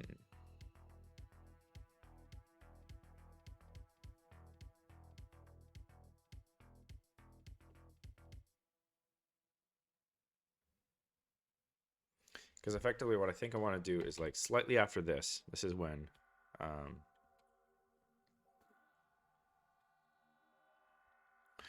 running away from Steve. Close door. Have him smash it and roar. Then title drop. Right? That's kind of how I want it to be going.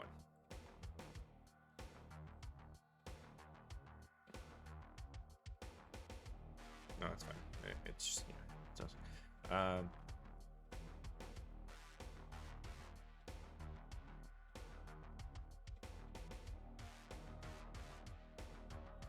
Yes, the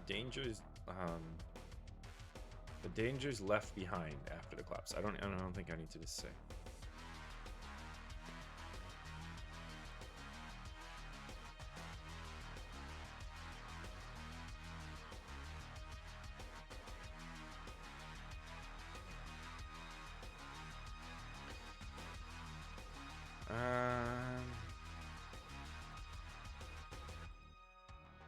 I guess how long does it take me to open a chest and do that? I guess it takes a few seconds each time, so it's probably okay.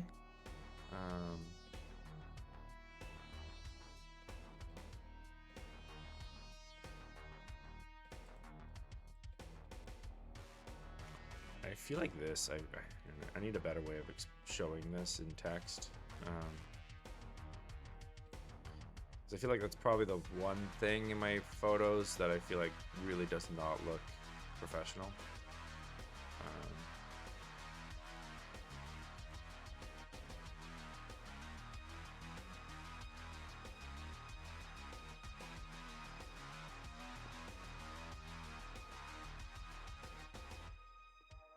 So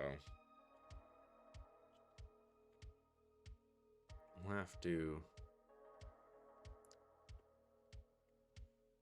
figure it out.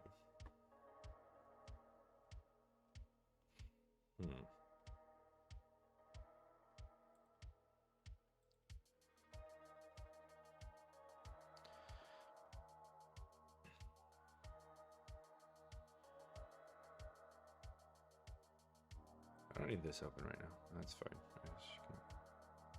I can get close. Doesn't need to be running. What do I even have up here? Oh, that's just my YouTube little description thing that I copy and paste for stuff. All right. I think that's enough writing, though. I think, like, I'll do that. I'm gonna probably try to record the gameplay and that sounds tomorrow. And hopefully slap something together. I think I just need something that has gameplay in it that's like enough of a trailer that makes it look like I have a trailer. If I can do that, I'll be happy enough, I think.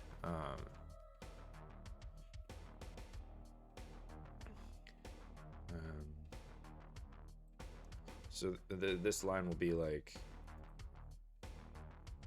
well, yeah, I said I was gonna be done. So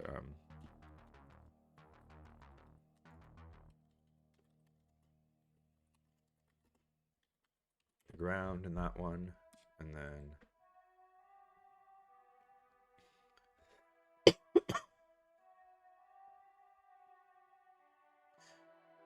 yeah, so I think part of this could also be like there is an escape from this place, and this is kind of like where you maybe like are walking and then you see Steve maybe. Maybe I just have you running, and then I run through a door, I turn around, I see it close, and then that's when like Steve is running at it, and that's when you can close it. It's all the mystery, knowing your freedom, and then yeah. So that's probably all I need there. It should short and sweet. I don't have enough content yet to really make anything bigger, so there's that. At least written out to some degree. I should actually say, so I've written this up, localization, capsule language. Hell, I'm not doing localization yet. Not even close to that point. But I am doing it. Trailer. Gonna have to do those later. Okay. I actually did do this. So I'll put that in there. I need a stress icon. That is one thing I do need. But hey lady, you still watching? Is the baby still sleeping? And you're still here? I don't see texts from you, so I assume he's still sleeping. And if you are here, I have a request.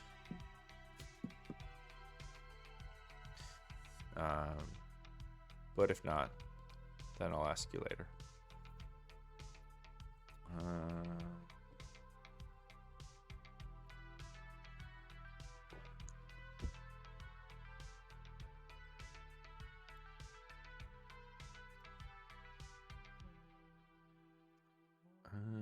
I'm just gonna basically toggle off some of these small things. I'm gonna do this one first. So don't make Steve break doors near the player if they are not chasing. So there's this issue. It's not an issue. It's just Steve can periodically break doors, right? Now, I like that mechanic as like it kind of increases his threat level. You can't just trap him away. But I also don't want it to be that like you're hiding in a closet and he decides to just smash that closet and then you're screwed. So I mean, I guess I could make lockers in the closets, but I feel like just having these closets that you can close manually is enough. But all I want to do is if he doesn't see you,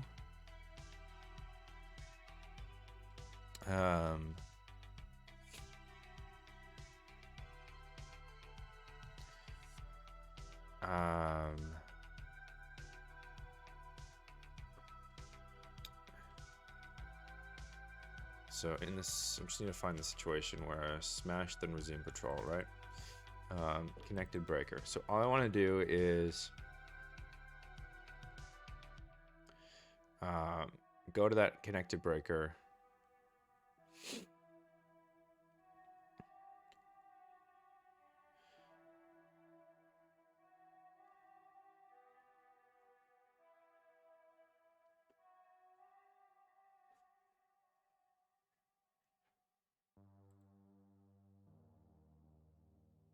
Interesting. What is causing... So I'm just doing a null check, which is interesting.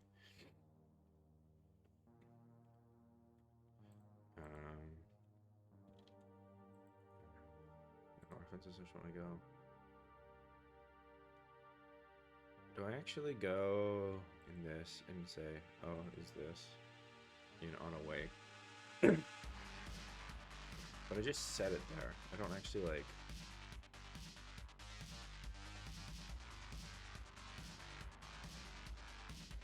say that he's active or anything.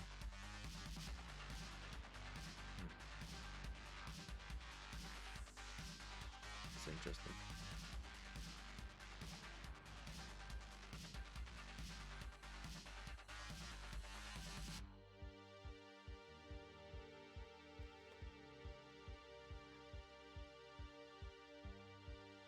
Safe is active, yeah.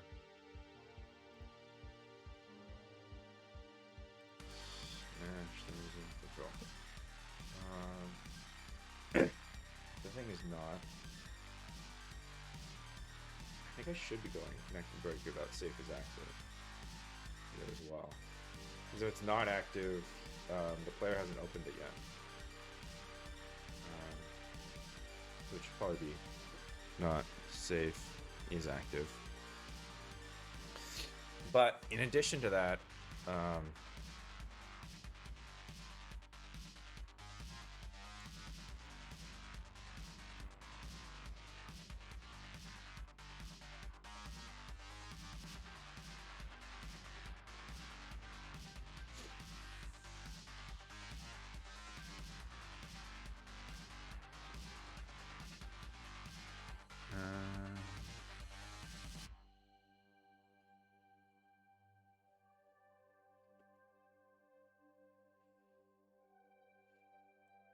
kind equals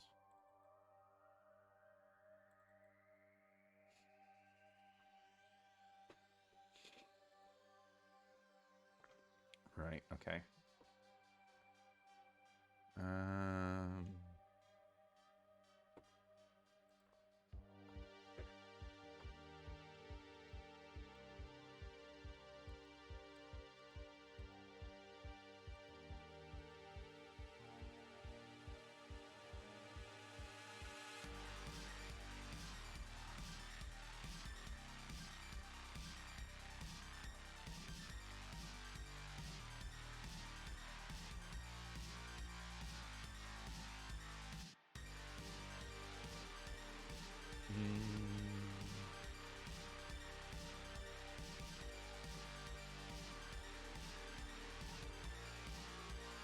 Probably hasn't opened that door yet. Alright, so yeah, if it's safe is active, then you smash it. But the only so what I wanted to do here is make it so that if the player is within like a certain radius of this, to not break it. Now, I guess I need to figure out what the right radius is for that. So I guess I'm just gonna go into the game, gotta just quickly check. So I don't want it to be too big. So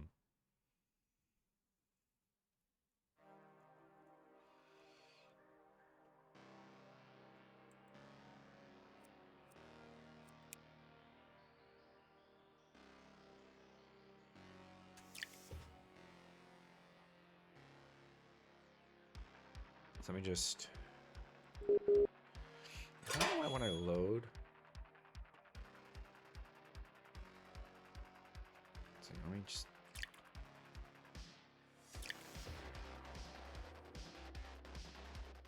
You know, is it when I reload? These doors are broken.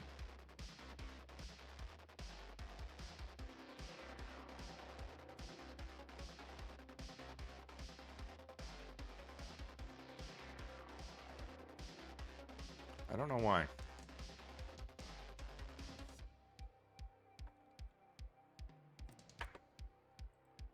We need to look at that. I'll get back to this. Door break, initiator. So this would be in the initial state active.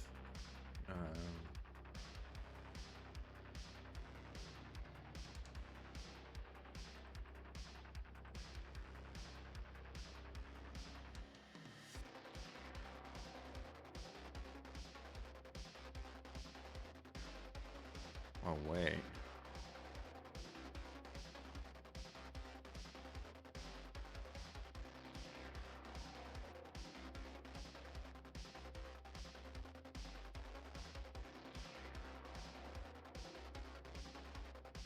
It's just weird that this is coming down. What was that? Fox Hollow Games just subscribed Oh. for 2 months. Thank you, Fox Hollow. Have you joined back in here, or you finished your little stream? I see you rated. Seem to have been rated full box.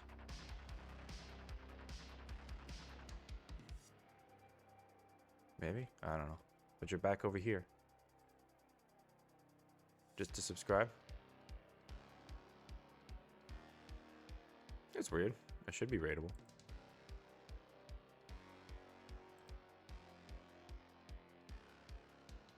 I don't even know like how I check that.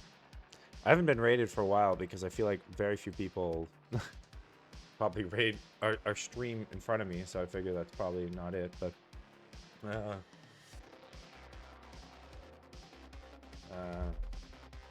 don't know. We'll have to see. I have been rated, so I don't think I've changed anything in those settings, but yeah.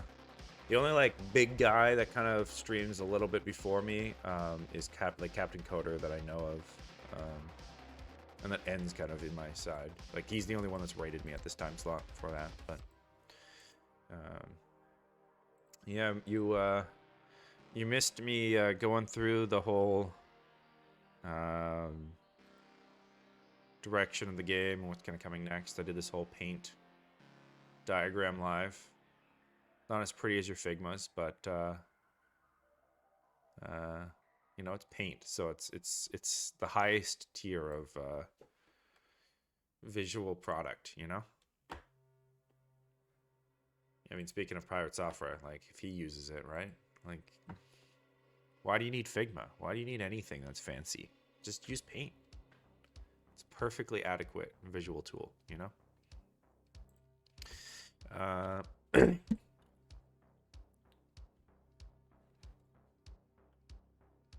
Okay, yeah. The first thing you wrote, I know it's M, but like in that configuration, it looked worse. Okay, so this is actually coming down. I'm just trying to figure out why my initial zone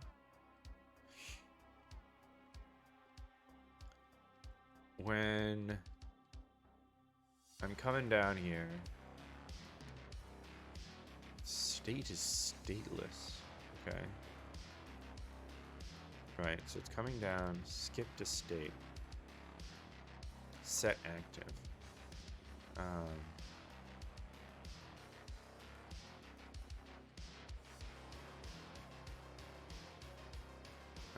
Okay. But in this guy, he's actually starting at his initial state of active. And it's only after he finishes all this. If break door equals inactive, then we go and we set it. Oh, if our state is already inactive, then we set it to initiate inactive. So only if the action type is inactive should I be doing this, right? I think that's how it should be working. Yeah, no worries. Thanks for dropping in, and thanks again for the sub. I really appreciate it. It's all part of slowly making this a viable business strategy. Long term, so. Okay, so if action type is inactive, I think that's what I have to do. If I'm skipping and I'm setting inactive, and that's what I'm doing. I think that's what I have to do. We'll see.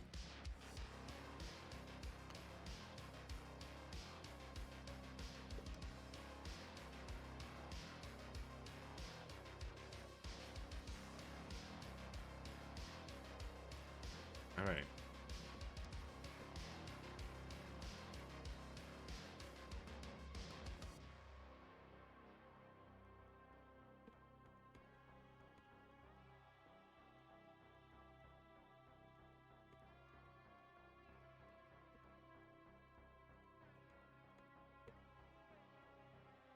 Alrighty.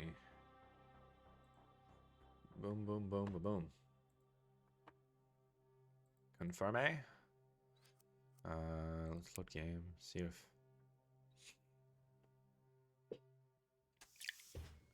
Okay, this seems. Although I am getting the open sounds now when I load, right? So if I go 5.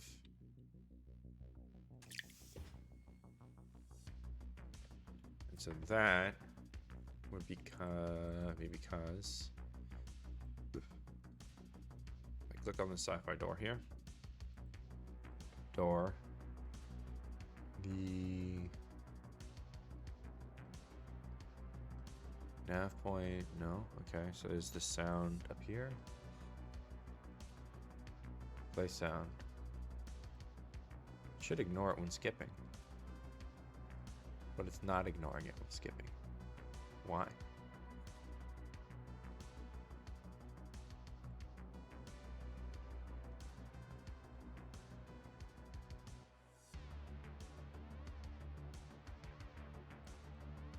It's just...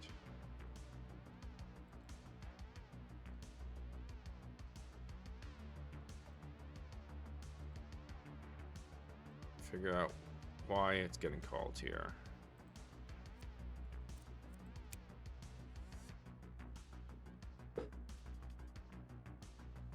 Okay, so audio source.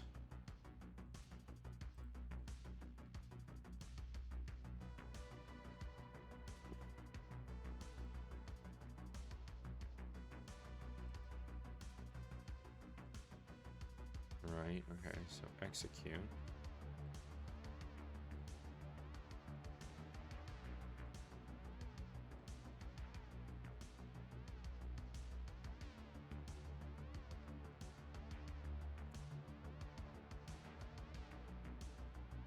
Execute skip.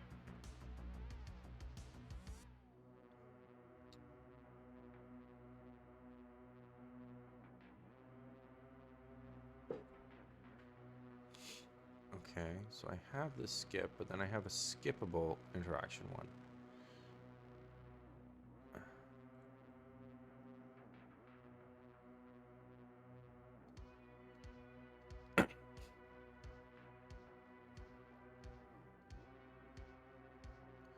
Skippable and inversible. Skippable just has this ignore. Where am I using this ignore? Action. Oh, it's only in these.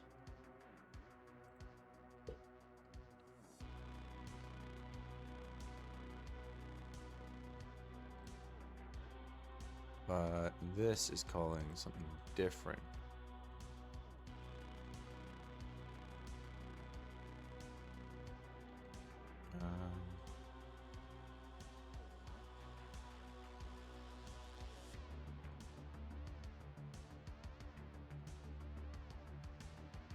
Yes, I should. What I just should do is go virtual.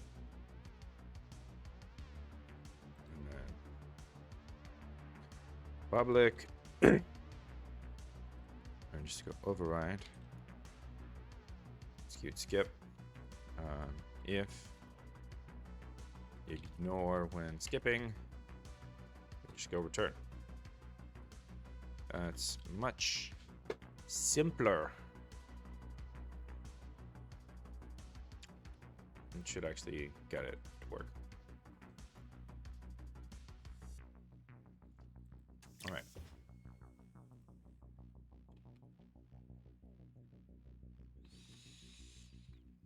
Just got to fix these little random bugs when you find them.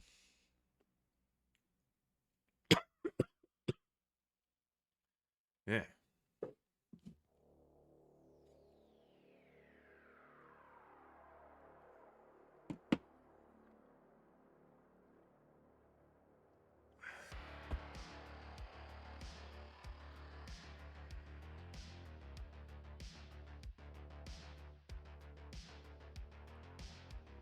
Alrighty. I guess I should change my stream title again.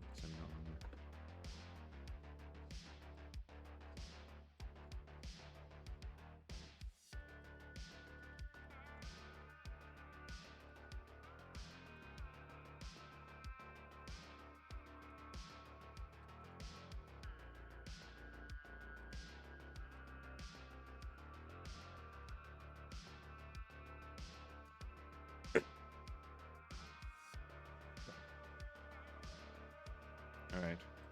Confirm. Load game. So I shouldn't hear a sound now. Or I didn't recompile, so I probably will hear a sound. I did recompile? Guess I recompiled. I guess I was smart enough because I don't hear it anymore. Sweet.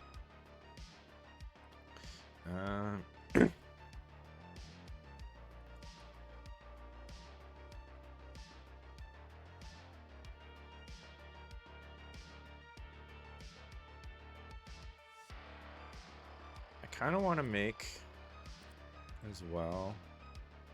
I know oh yeah, I'm getting sidetracked. Well, I don't like that, like, that overlay text gets shown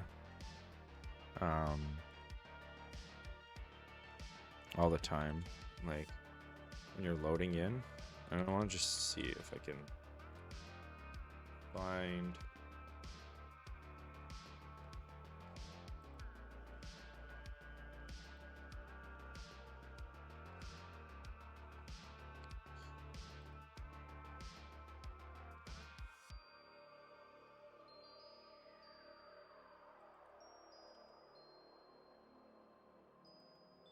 Right, so now I need to go to code display.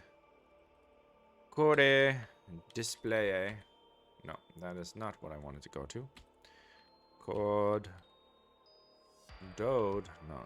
Code display. And add line. Like this one, I think. Yeah.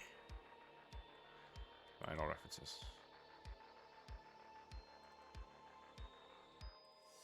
Yeah.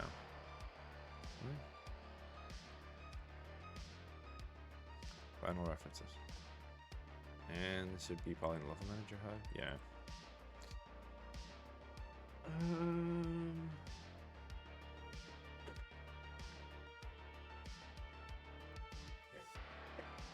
I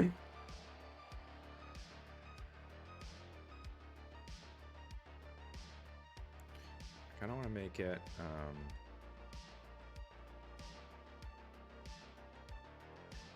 not current level, but there's like current entry type.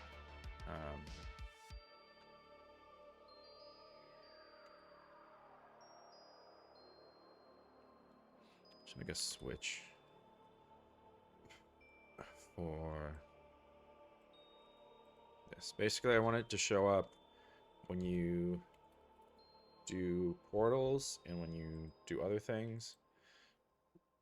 Like you portal into it. Add missing cases. What? No.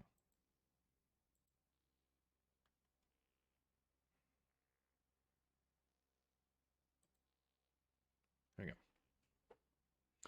go. So start and position, I don't care about. I don't care about these two.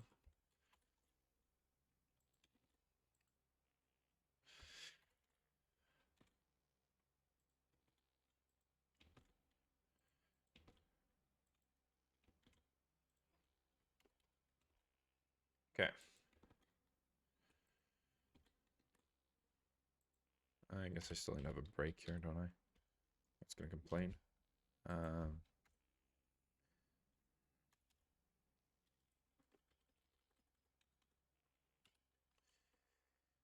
Don't display here. There we go. So now, when I load back in, it shouldn't show that. So I just don't think it's needed, you know?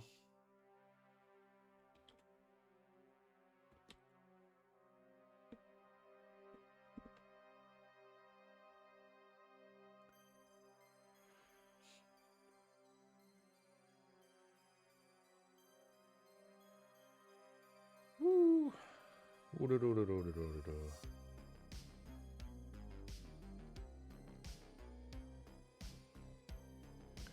Confirm a load game, new game, new game, load game. That's load testing.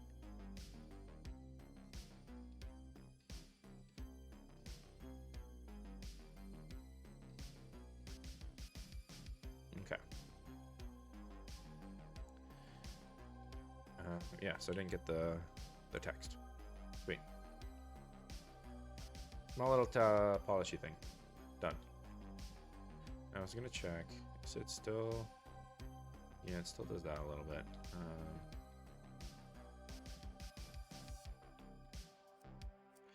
I can definitely more gracefully handle if I go to like environment.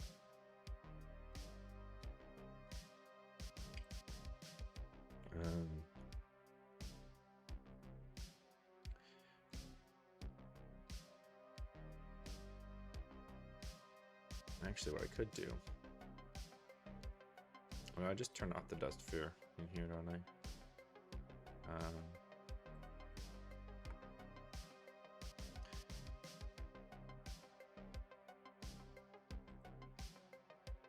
Because I have on my head dust. I have like a thing.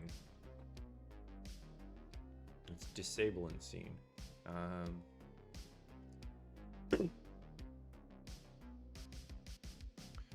But I could also make an action that does something else.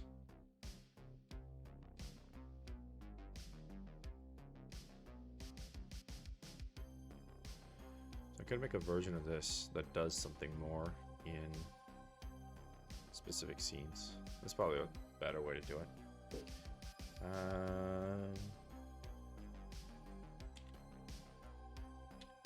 You know, before I do that, though, let's just get this whole other thing. The thing I originally started on. Doorbreak Initiator. Basically, alright, and the whole reason I booted up the game in the first place is just to see, like, how much space do I need before he won't just randomly decide to break the door down.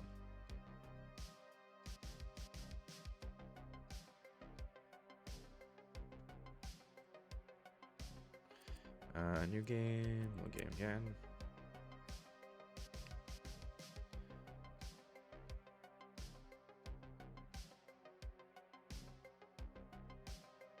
Okay, so need to open this.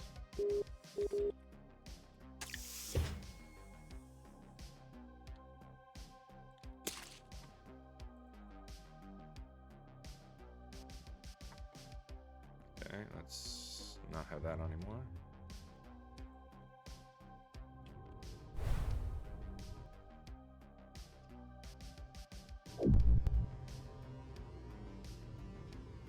No, Raph.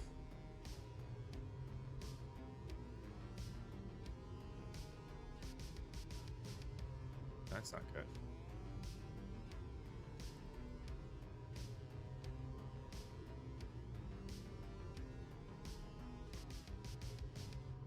Okay, well, I guess I should go. Oh, they have no enemies. Oopsie daisy. My first level no longer has an enemy, so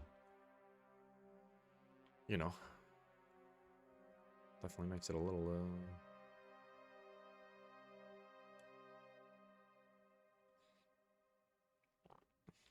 different.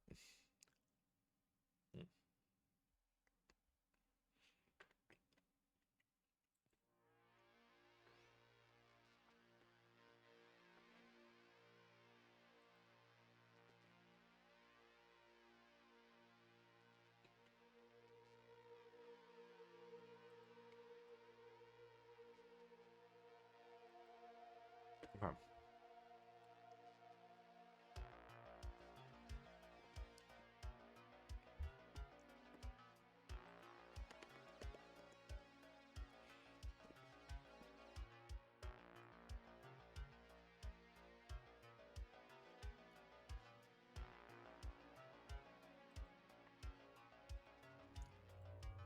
Okay, a little game.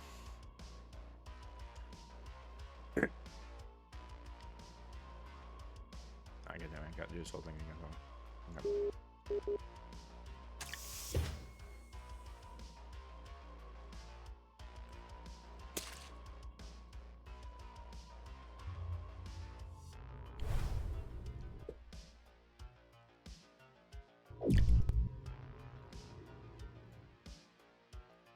Yeah. Whoa. Some lag. No. Lost it. Alright. Okay.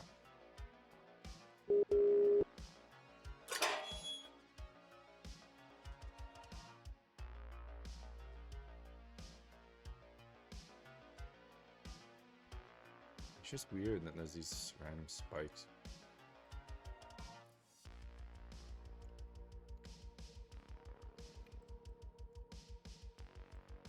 And it's just simulating.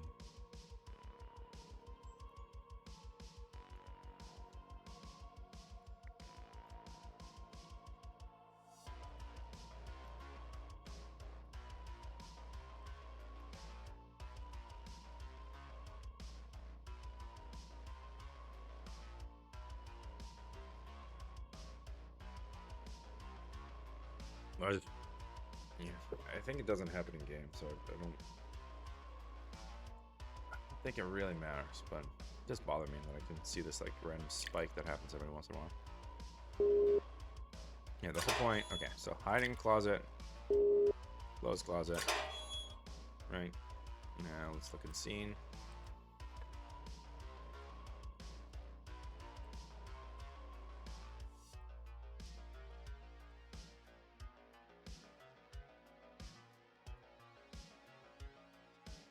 So if I have my player here, and then I have my door here, and I have my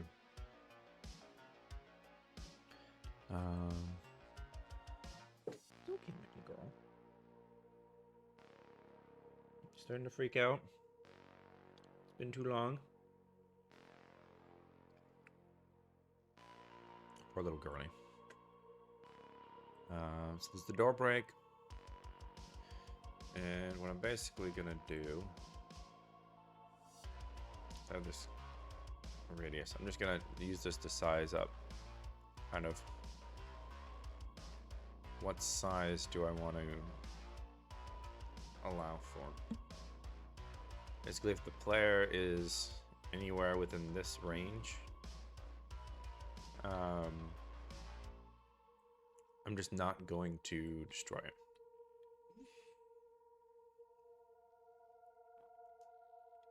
Now, is that a lot? Maybe that's too much, but let's see if there's a chest. The thing is, like, you could be on the side, right? So if you're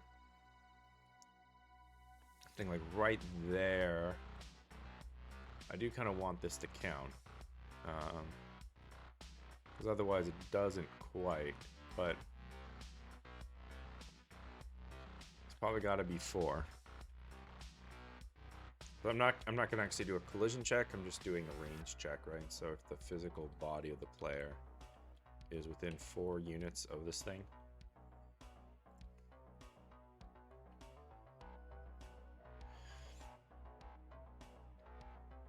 I might not break it.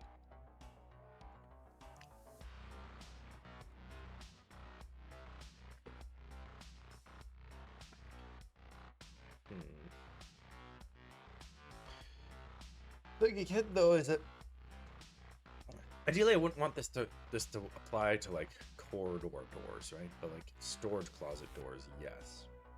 The thing is, I don't think the door necessarily knows that it's connected to a storage closet versus like a normal door, you know?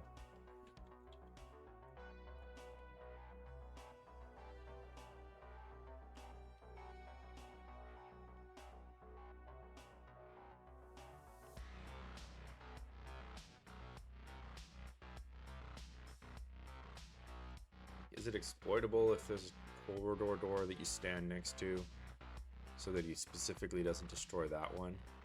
I mean, it's maybe some slight advantages, but it doesn't like. Yeah, you'd have to stand there, and that's wasting time. So maybe he smashes another door and goes another direction, but again, I don't know if that really is to your benefit. So so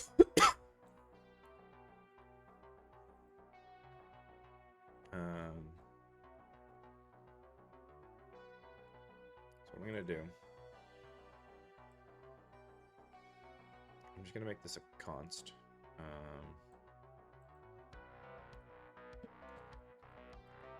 Public const float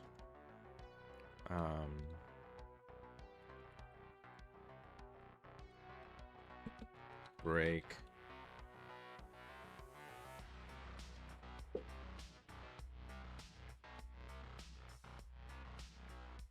Let's go on if. Let's go on layer. Close. Length. This is a weird variable. Weird variable.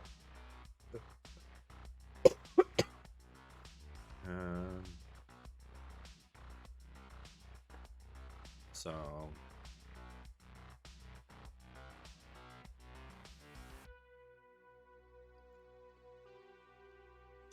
if I get to here, do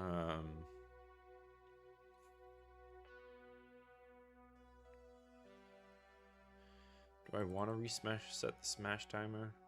Maybe. Still, so maybe I'll just do this and base character dot character. Do I do a null check here?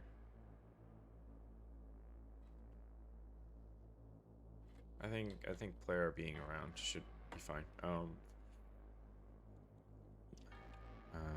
Dot transform dot position.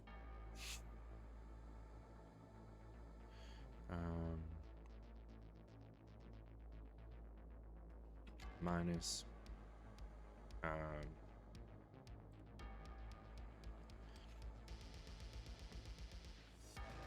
dot transform dot position.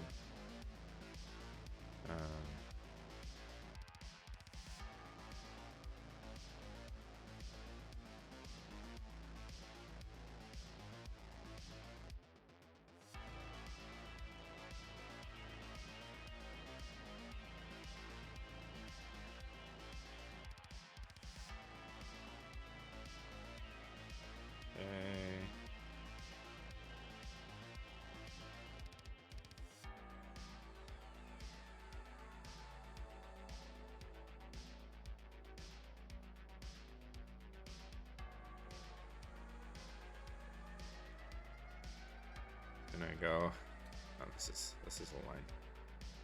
This is a line if I ever heard one. Dot square magnitude is greater than you know what, I'm just gonna make this magnitude. I don't want to make this line even longer. Magnitude is greater than don't smash it.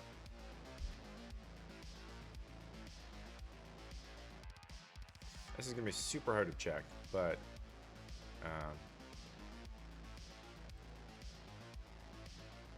basically that should mean that if the base character dot transform position, so this is the distance between the points, and their magnitude is how far away they are, right? So as long as it is greater than 4, then we will be fine. Yeah. Woo!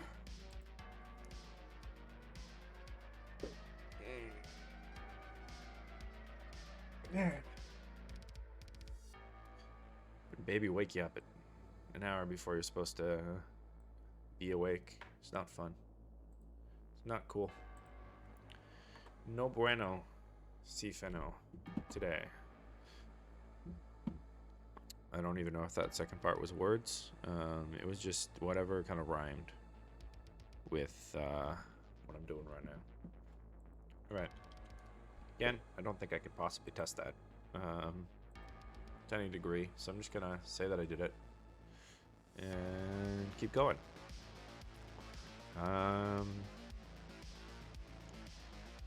Yeah, I might as well try to do this though. This one I think I can do in relatively short order. So,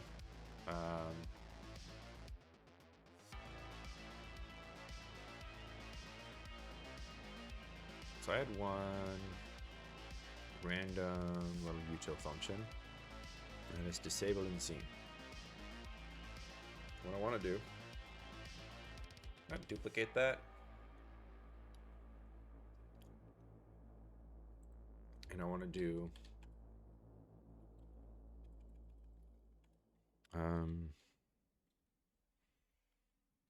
Do actions in scene.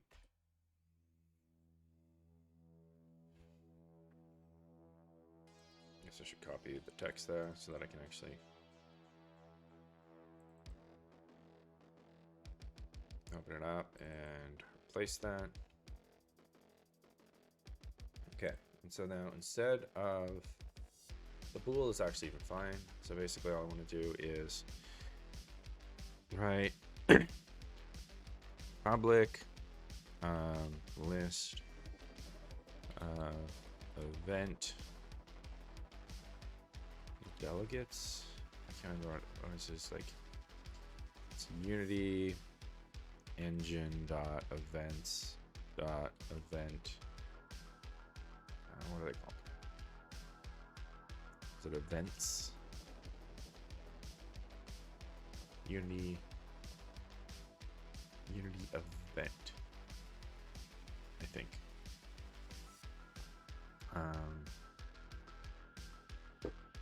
Actions. Equals new list of that. Yeah. That's what we're gonna do.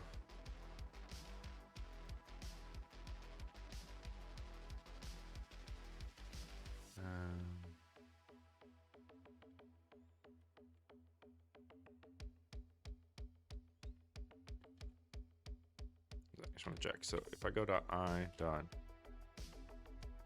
yeah, you can go invoke. Yeah. Actually, I might not even need to make. You can add a listener. You can add multiple listeners. Yeah. Okay. So I think I might even need to not. Might not be a list. It just needs to be.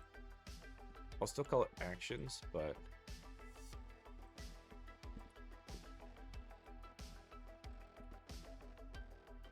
See how that looks. Actions dot invoke.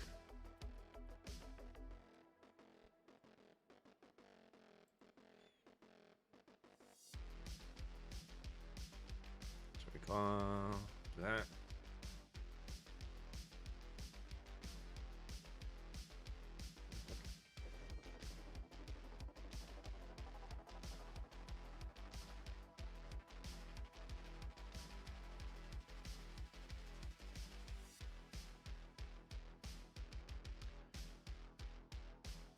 Alright, now I just need to go to FBNS character, and then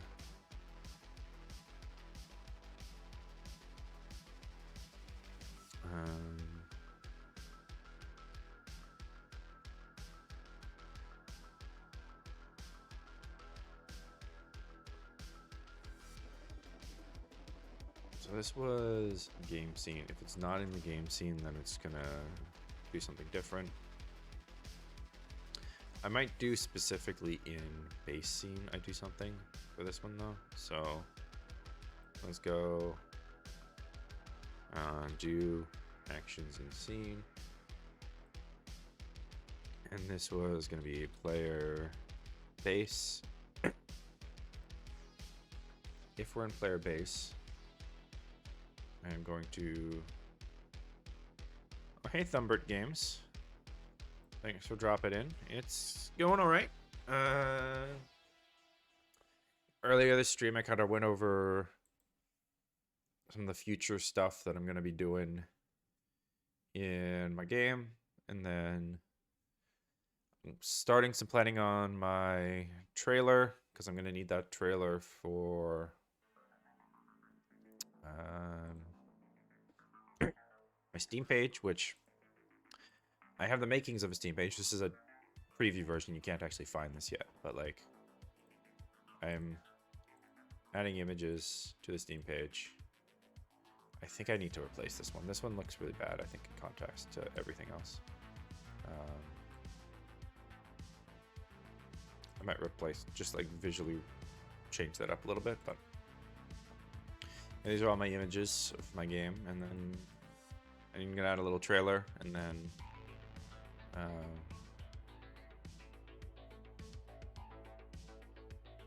yeah, And then once I have the trailer, I can publish the Steam page and at least hopefully start getting some wish lists on it. So that's supposedly very important nowadays to be wish listing it up. So that's the plan. How are you doing? I feel like I've seen your name before.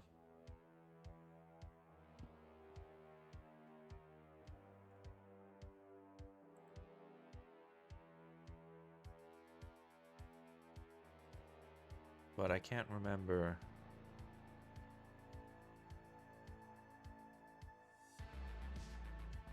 Unity 4 days. You mostly stream game dev. Cool. If you're doing Unity game dev, I will follow you. Yeah, John. Okay, cool. Yeah, I thought the name sounded familiar, so. That being said, do you know what my game's about? If not, I can give you a tour. I was just adding this little thing so that in the player scene, I don't get pumped up. I think my first version of Unity was like 3.4, maybe 3.2. But yeah, Unity 4 definitely was a pretty good release.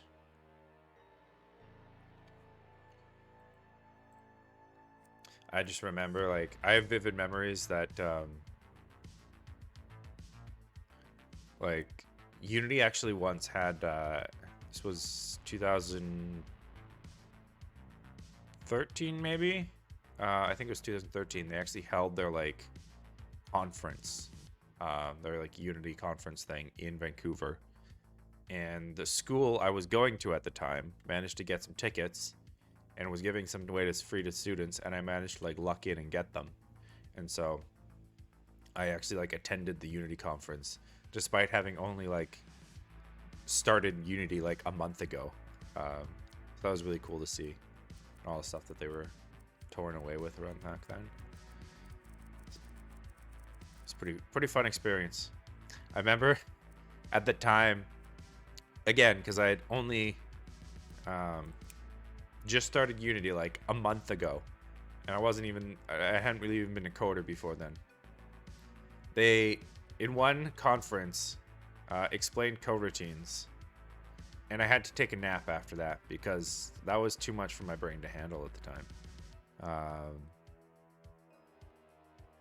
So I remember that part quite vividly. It was a good time. It was fun times. Yeah. Had quite a bit of things, and then I remember like later on, and then like next year I think was when they got all the UI stuff in, and totally revolutionized how we do things in Unity. Because before then, you had to have a plugin called NGUI basically to do any sort of good UI.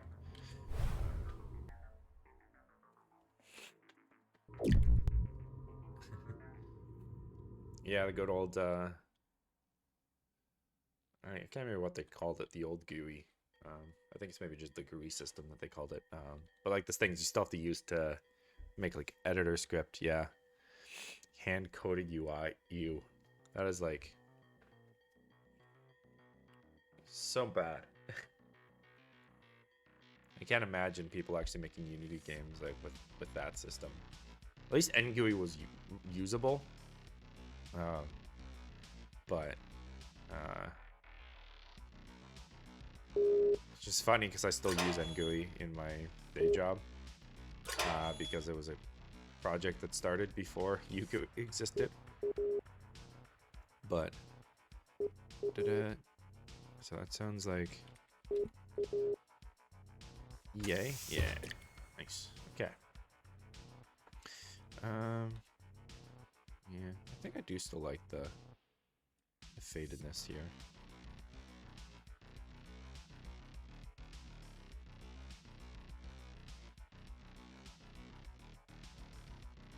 Yeah, I'm still a fan of this dust. Okay.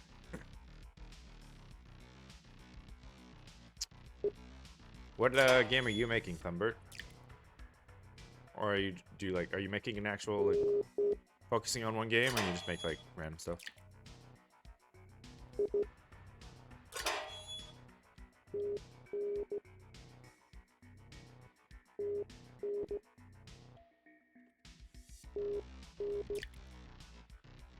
Whoppin'.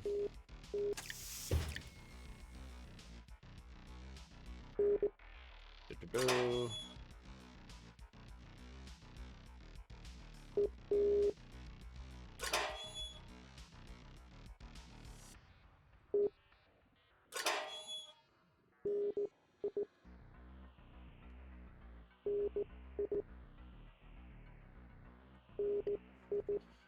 Cool.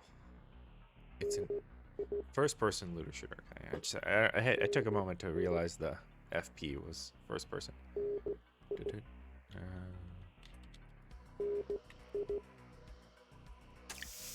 No. Yeah, so if you don't know, my game is a horror educational game that you learn Morse code in a horror setting where there's monsters that are trying to kill you.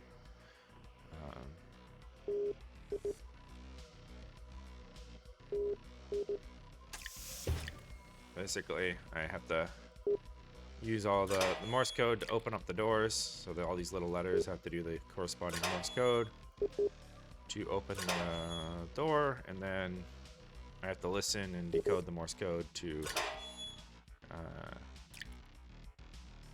grab the chests.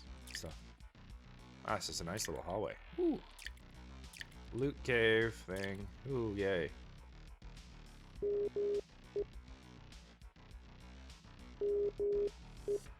So that's open NT.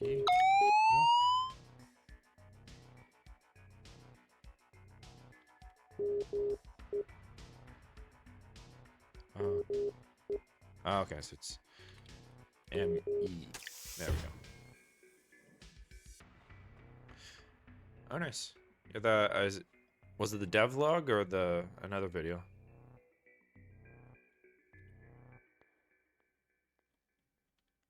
YouTube most know. Yeah. Yeah, I've been surprised that a few people have found my channel like randomly now. So I've been happy that's happened. I mean, most of my YouTube shorts are really kind of stupid, but the few 2 videos that I like actually made as videos, I think are pretty good. At least not content-wise, maybe not editing-wise. I'm not a very good editor.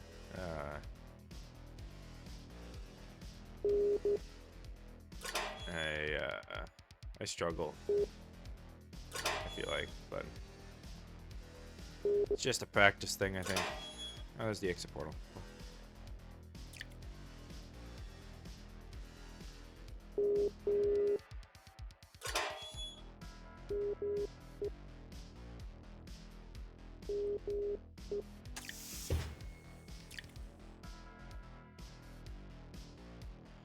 Alrighty. I didn't even meet... Alright, this is the first level. Steve's not in the first level anymore. I was kind of surprised why I wasn't finding him, but it's actually was meant to be that way.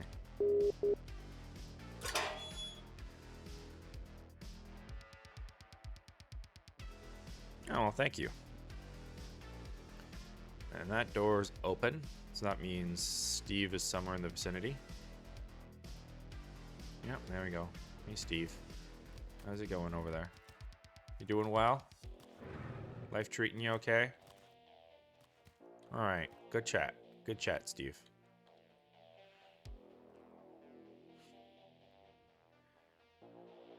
Just going down the long, dark hallway. I don't know why I turned off my I turned off my flashlight for the glass. Right, okay. But, we're in Steve's land now, so we gotta be careful. And just close that.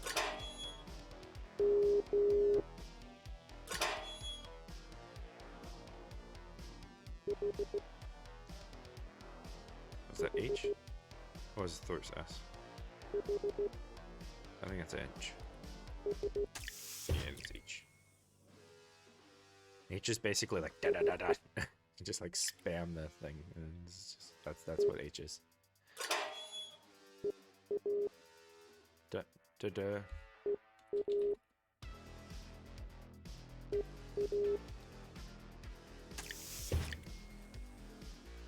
Cool. I'm just kind of playing it just to make sure I kind of covered most of my bases here. I don't need more chests. I'm fine. I definitely didn't do that one.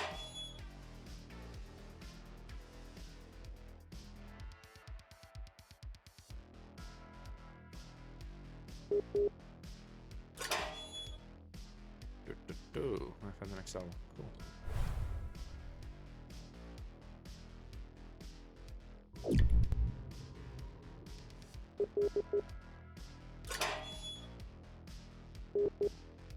What I really want to find is a return portal. What? Come on.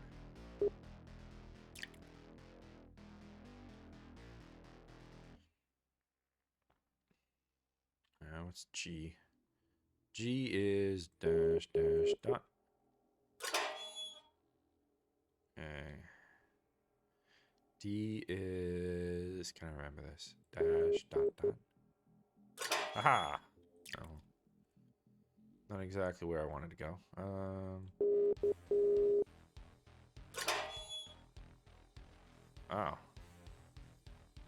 Well, that's fun. Okay, well, I found something to fix. This is why I play the game. Okay, so what is happening here? It's thinking...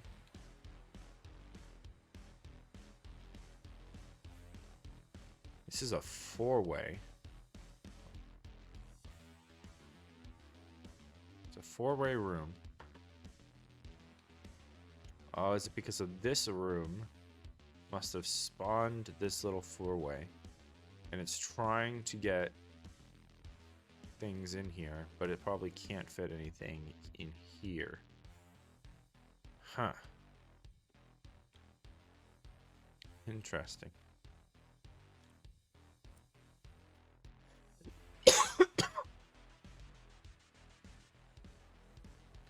All sorts of fun little issues like this in procedural generation.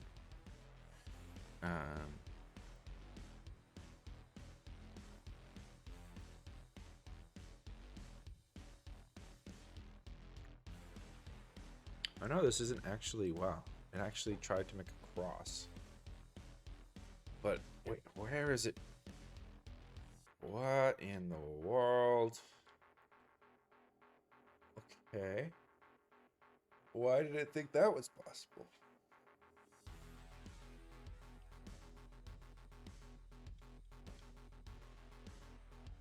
Okay, so there's a turn.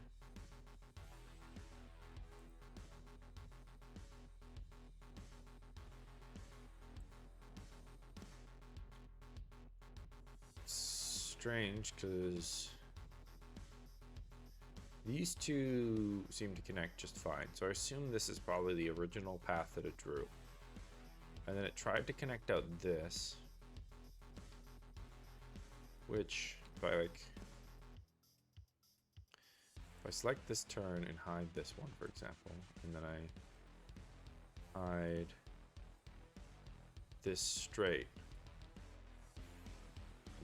that actually, so that one is fine. That actually connects just fine. But then this one decided, hey, I want to be part of the fun too, and thought that he could connect there. Which you probably could, but no, actually no, there's not enough space. He should have just been a storage closet or something. Although I don't even know if a storage closet would have fit in there. Let's just check. I need to see if this is just me calculating something bad issue or an actual systemic issue of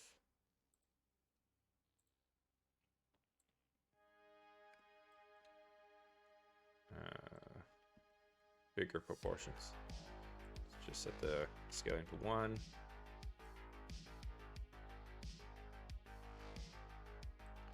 Rotate 80. All right.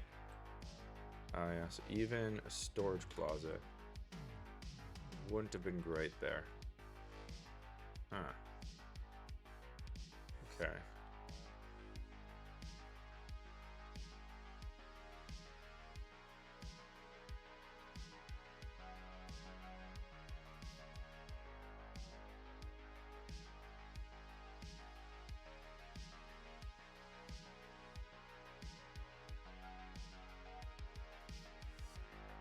Probably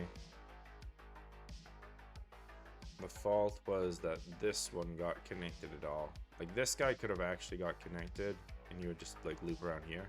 But this one probably should have just been a storage closet. You're not connected there. So the question though is why did it think that it could connect there? Because this one also had connected in there.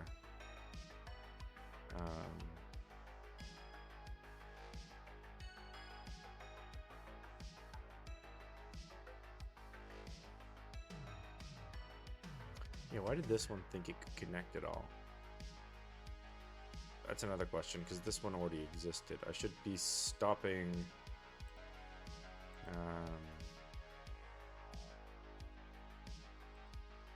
I tried to stop things that come from the same direction.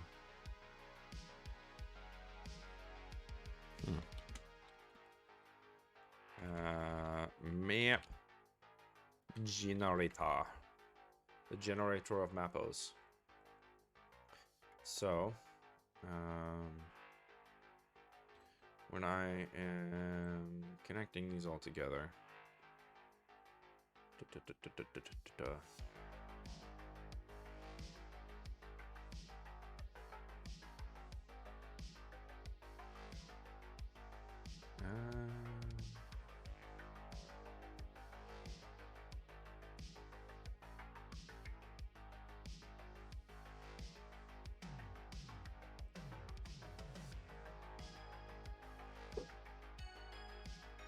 round it to int.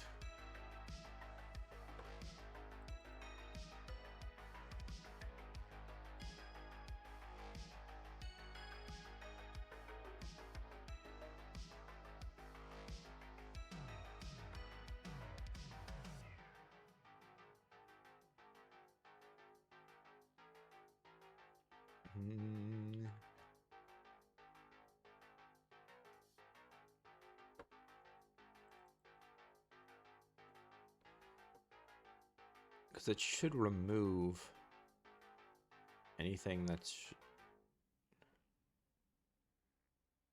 generate index to replace to check.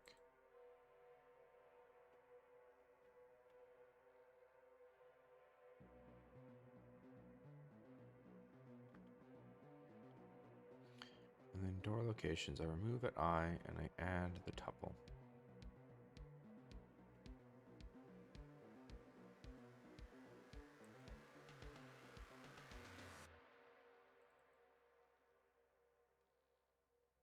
Take it out, and then I remove it, and then I add back the old one. Oh, hey, Primer. How's it going? It's going pretty good for me. I got a demo out. I've been working on my Steam page. I'm just kind of... I need to work on a trailer, which I'm going to be doing probably tomorrow, just to get some sort of trailer in there, because I feel like a Steam page that doesn't have a trailer just kind of feels, yeah, it feels very bland. But I got a nice little GIF here, kind of showing the things, and yeah, the demo's on the Discord. It's just in the playtest thingamabob. Thumber, did you just join too? Oh, hello. Yeah, hello. Thank you for joining. But yeah, it's in playtest links.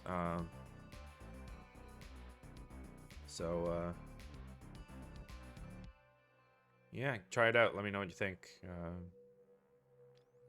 have a lot planned for the future. Probably too much things that I probably I have this whole diagram because I wrote this up in like a Word doc, and then I explained it earlier in the stream about how kind of the flow of the game is gonna go, right? So you have this kind of intro level.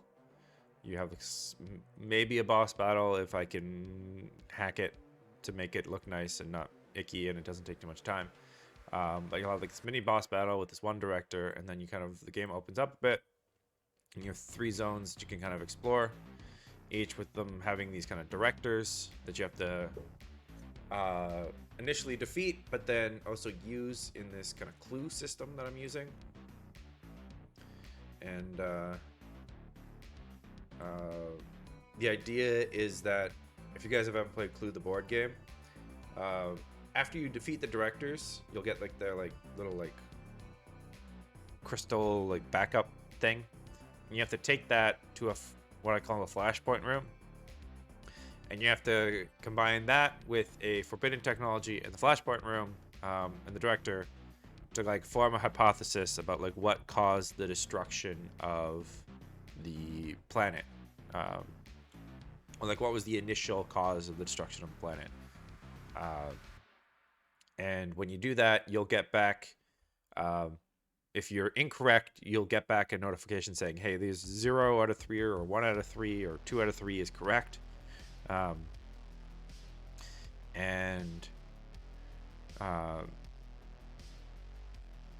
Yeah, so that's how you kind of eliminate certain things.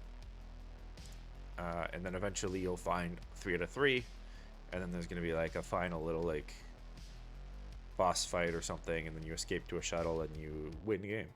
That's kind of the flow of the game in a very quick nutshell. I go into a lot more detail on it earlier in the vid. I'm going to make a highlight, and then I'll make it into a YouTube video from that highlight.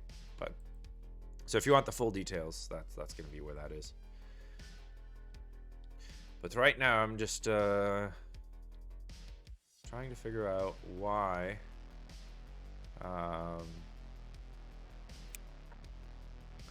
this thing decided that it wanted to make this, right? Which it shouldn't have.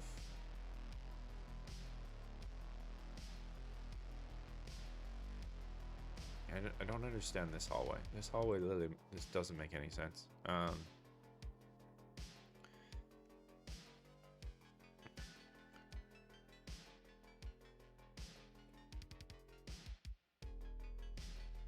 Because it doesn't even like it would make sense at least if it like connected in here, and then we have like 2 guys connecting into the same spot, but it's not even that. It's just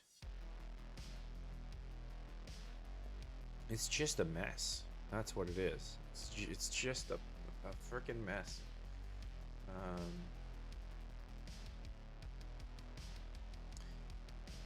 I wish, to some degree, I really feel like I should just like replan my corridor system. I think I have a note for this, but like I feel like if I clear out this, right, and then I go just here, I feel like I could make some sort of, I could place all the buildings, right, and then I could make some sort of like grid lining, and it goes through a bit more, and then I could just fill these in slot by slot depending on how many things are connected to that specific slot. Versus right now what I'm doing is every single time, like I start with, I don't know which room is the beginning room, but say this is the beginning room. I start with this room, and then I place another room this fixed distance away, and then from that I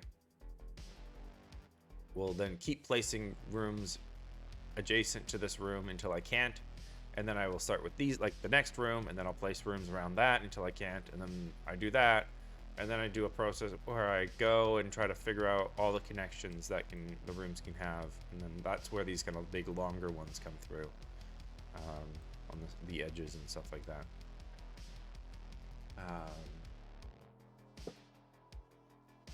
But I don't know, I feel like it's not as great as it could be. And I kind of want more long hallways, because that'd be great. But for now, I just got to fix this because this is bad. Yeah. But yeah, thanks. If you check it out on the weekend, let me know. I'll be around. Okay,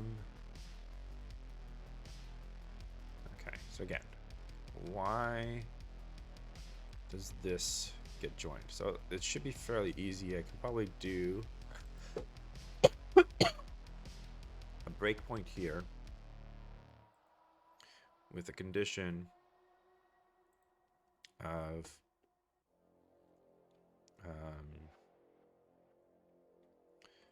to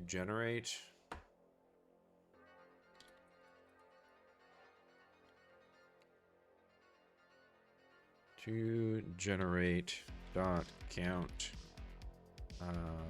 being greater or equal to 3. So let me just go load and see a little breakpoint. Okay.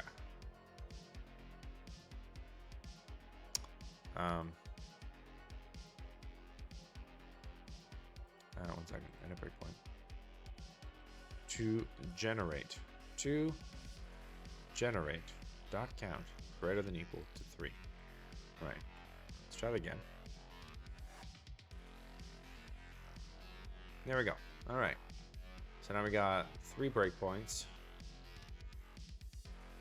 Now I'm gonna have to visualize this in a second.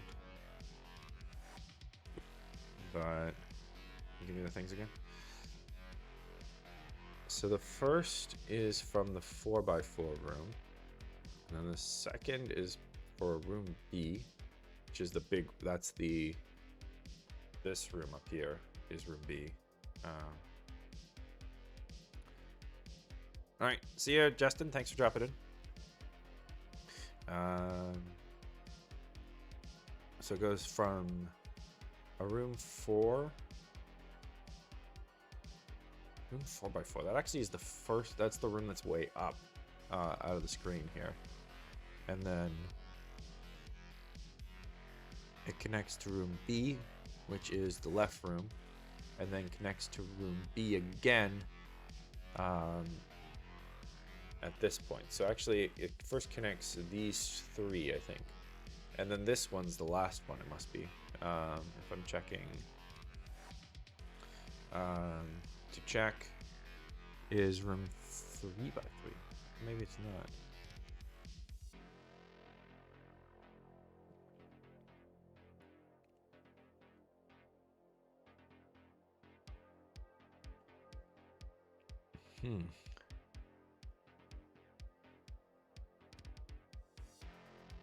Interesting.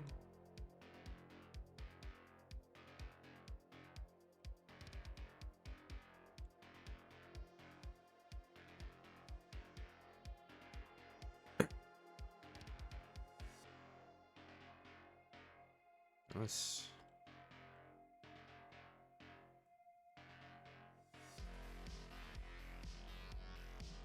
Oh, okay, so it doesn't necessarily add that one. Forward. Again. The same 2 rooms that are connected here.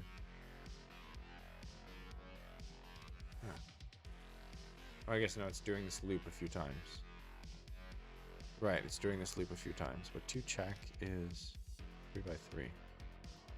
Okay, so yeah. Let's see, yeah. Oh, okay, so that is the 4x4. Yeah, so that's the. Let's just not have him next to me. Okay. So, again, to generate, we have B 4x4, 3x3. So the 4x4 is the one that initially gets connected. It's connected to the 3x3.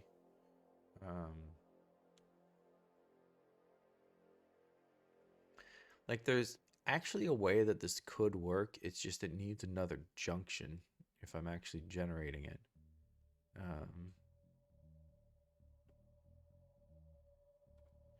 It's just, it's actually really weird how this navigation point gets added.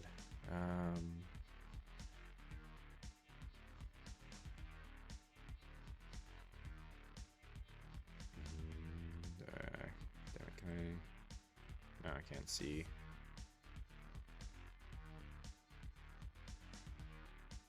I thought navigation point had like a forward value, but it's hooked to the transform, I think.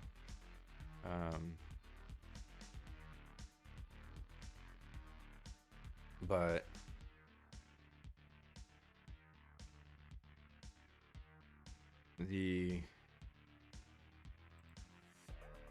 this should be removing this one actually, but it's not, because these two shouldn't be able to both be in the same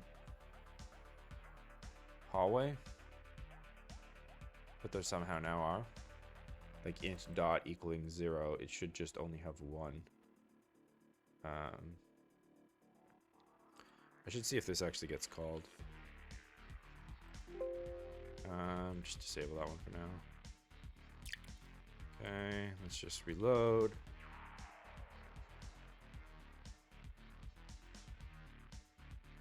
Okay, now I just want to check. So is this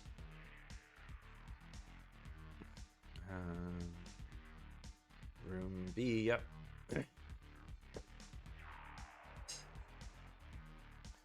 So room B, and then tuple item 1, and then to check item 1 is the other one. Yeah. Okay. Oh, wait. Okay, no.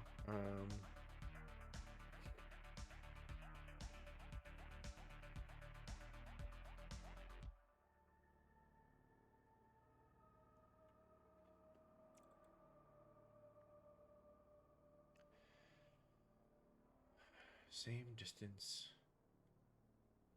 Right, okay, so if I go through here, 16, it's literally the same. So it's the same distance, so it's not greater than the distance.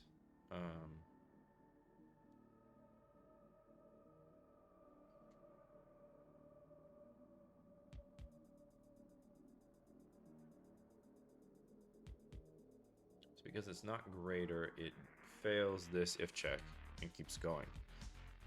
But it doesn't mark it as invalid. That's why. Okay, so that's how it got in. Which I should be, yeah, I should be marking it as invalid in that case.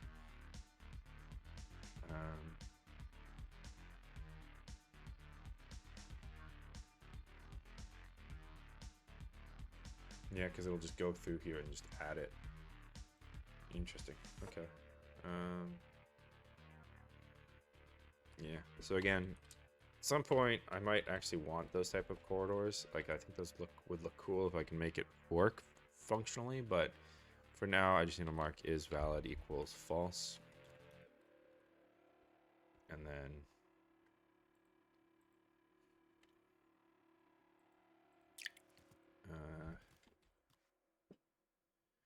Gotta do the thing. So if this works, I'm probably gonna then wrap up. Following here, yeah? Interesting.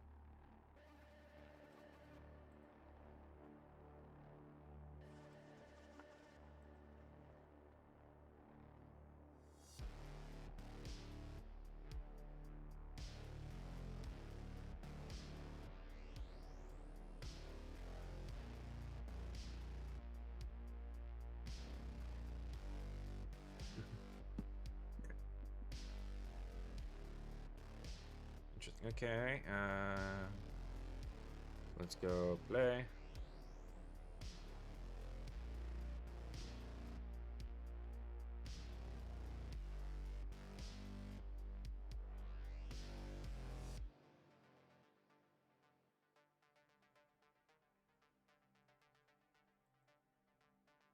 So let's just load.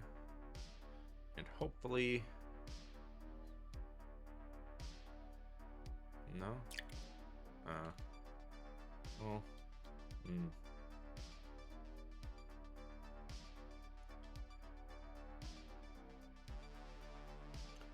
So that's unfortunate.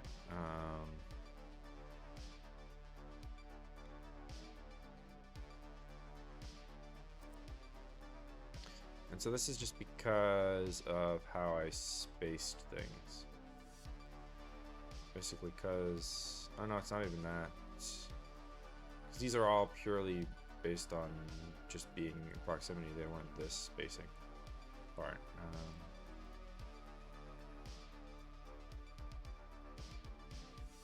But the...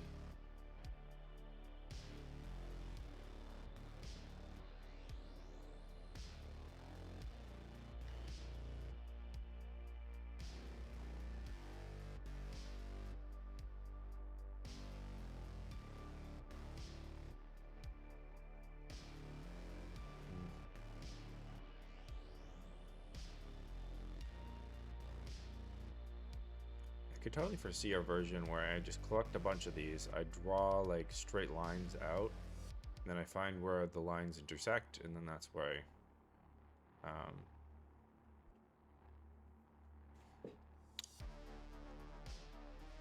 end the line, basically.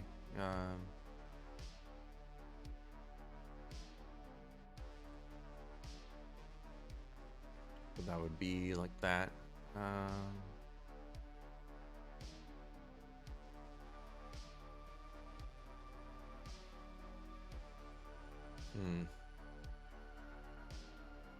The only real fix would be to not do this one at all, because it should understand that there's a storage closet here.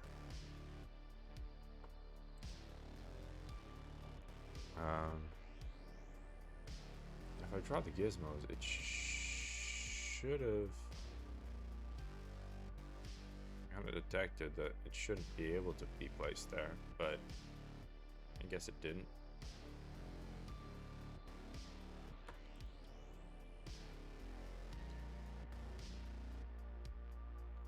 It's definitely kind of noticeable though. I mean, the other possible fix is I could just go to storage closets and just like nudge them in a little bit, like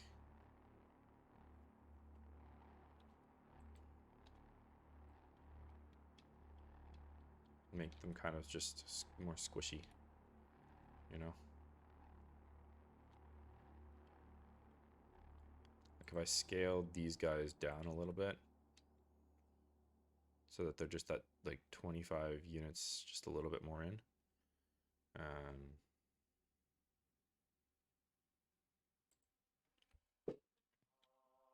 Because you don't really need to be that deep into these things.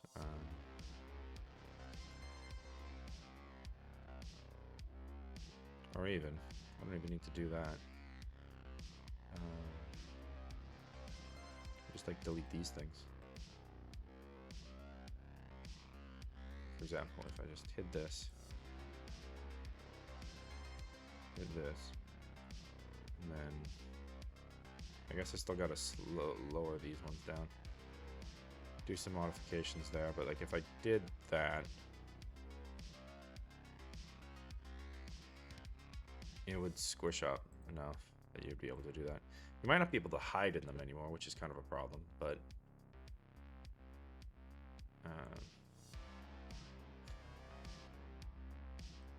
right, I gotta be 25 or something. Oh, is it 75? You might be able to fit in there. You could like squish yourself in there.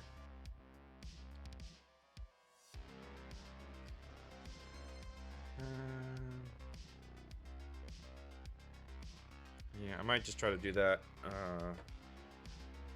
off stream. I'll just go raid into Justin. There's only one viewer here, so my one viewer will we'll go jump over to. Oh no, we have 2 viewers. Wow. We'll go jump over to Primer. And just go hang out there for a bit. You're still here. Well, thank you for being here, Thumbird. Yeah, I'm gonna just wrap up, do some tweaking of this, hopefully, while also in there, and then be signing off in like 10 minutes anyway. So, gonna go raid, hang out, and we'll say hi to Justin, and then I'll see you around. Thank you also, Thumbird, for joining the Discord, for being here. Hope you can have some time and play the demo and let me know what you think. And I'll try to catch you when you stream. I don't know when you stream. But yeah, let me know. I have followed you now, so if I see you streaming, I can join you. But if you stream at normal hours, I might be able to drop in sometime. So, thanks for being here. I'm going to now start the raid, and I put the little raid thing in there in case you want to send some Morse code to Justin and say, do that. Ah, too bad. All right. Well, when it's up, drop it and say hello to me and tell me when you're ready. Stream, and I'll try to drop it. All right. With that, let's just go over to Mr. Primer Justin and say hello. Bye-bye.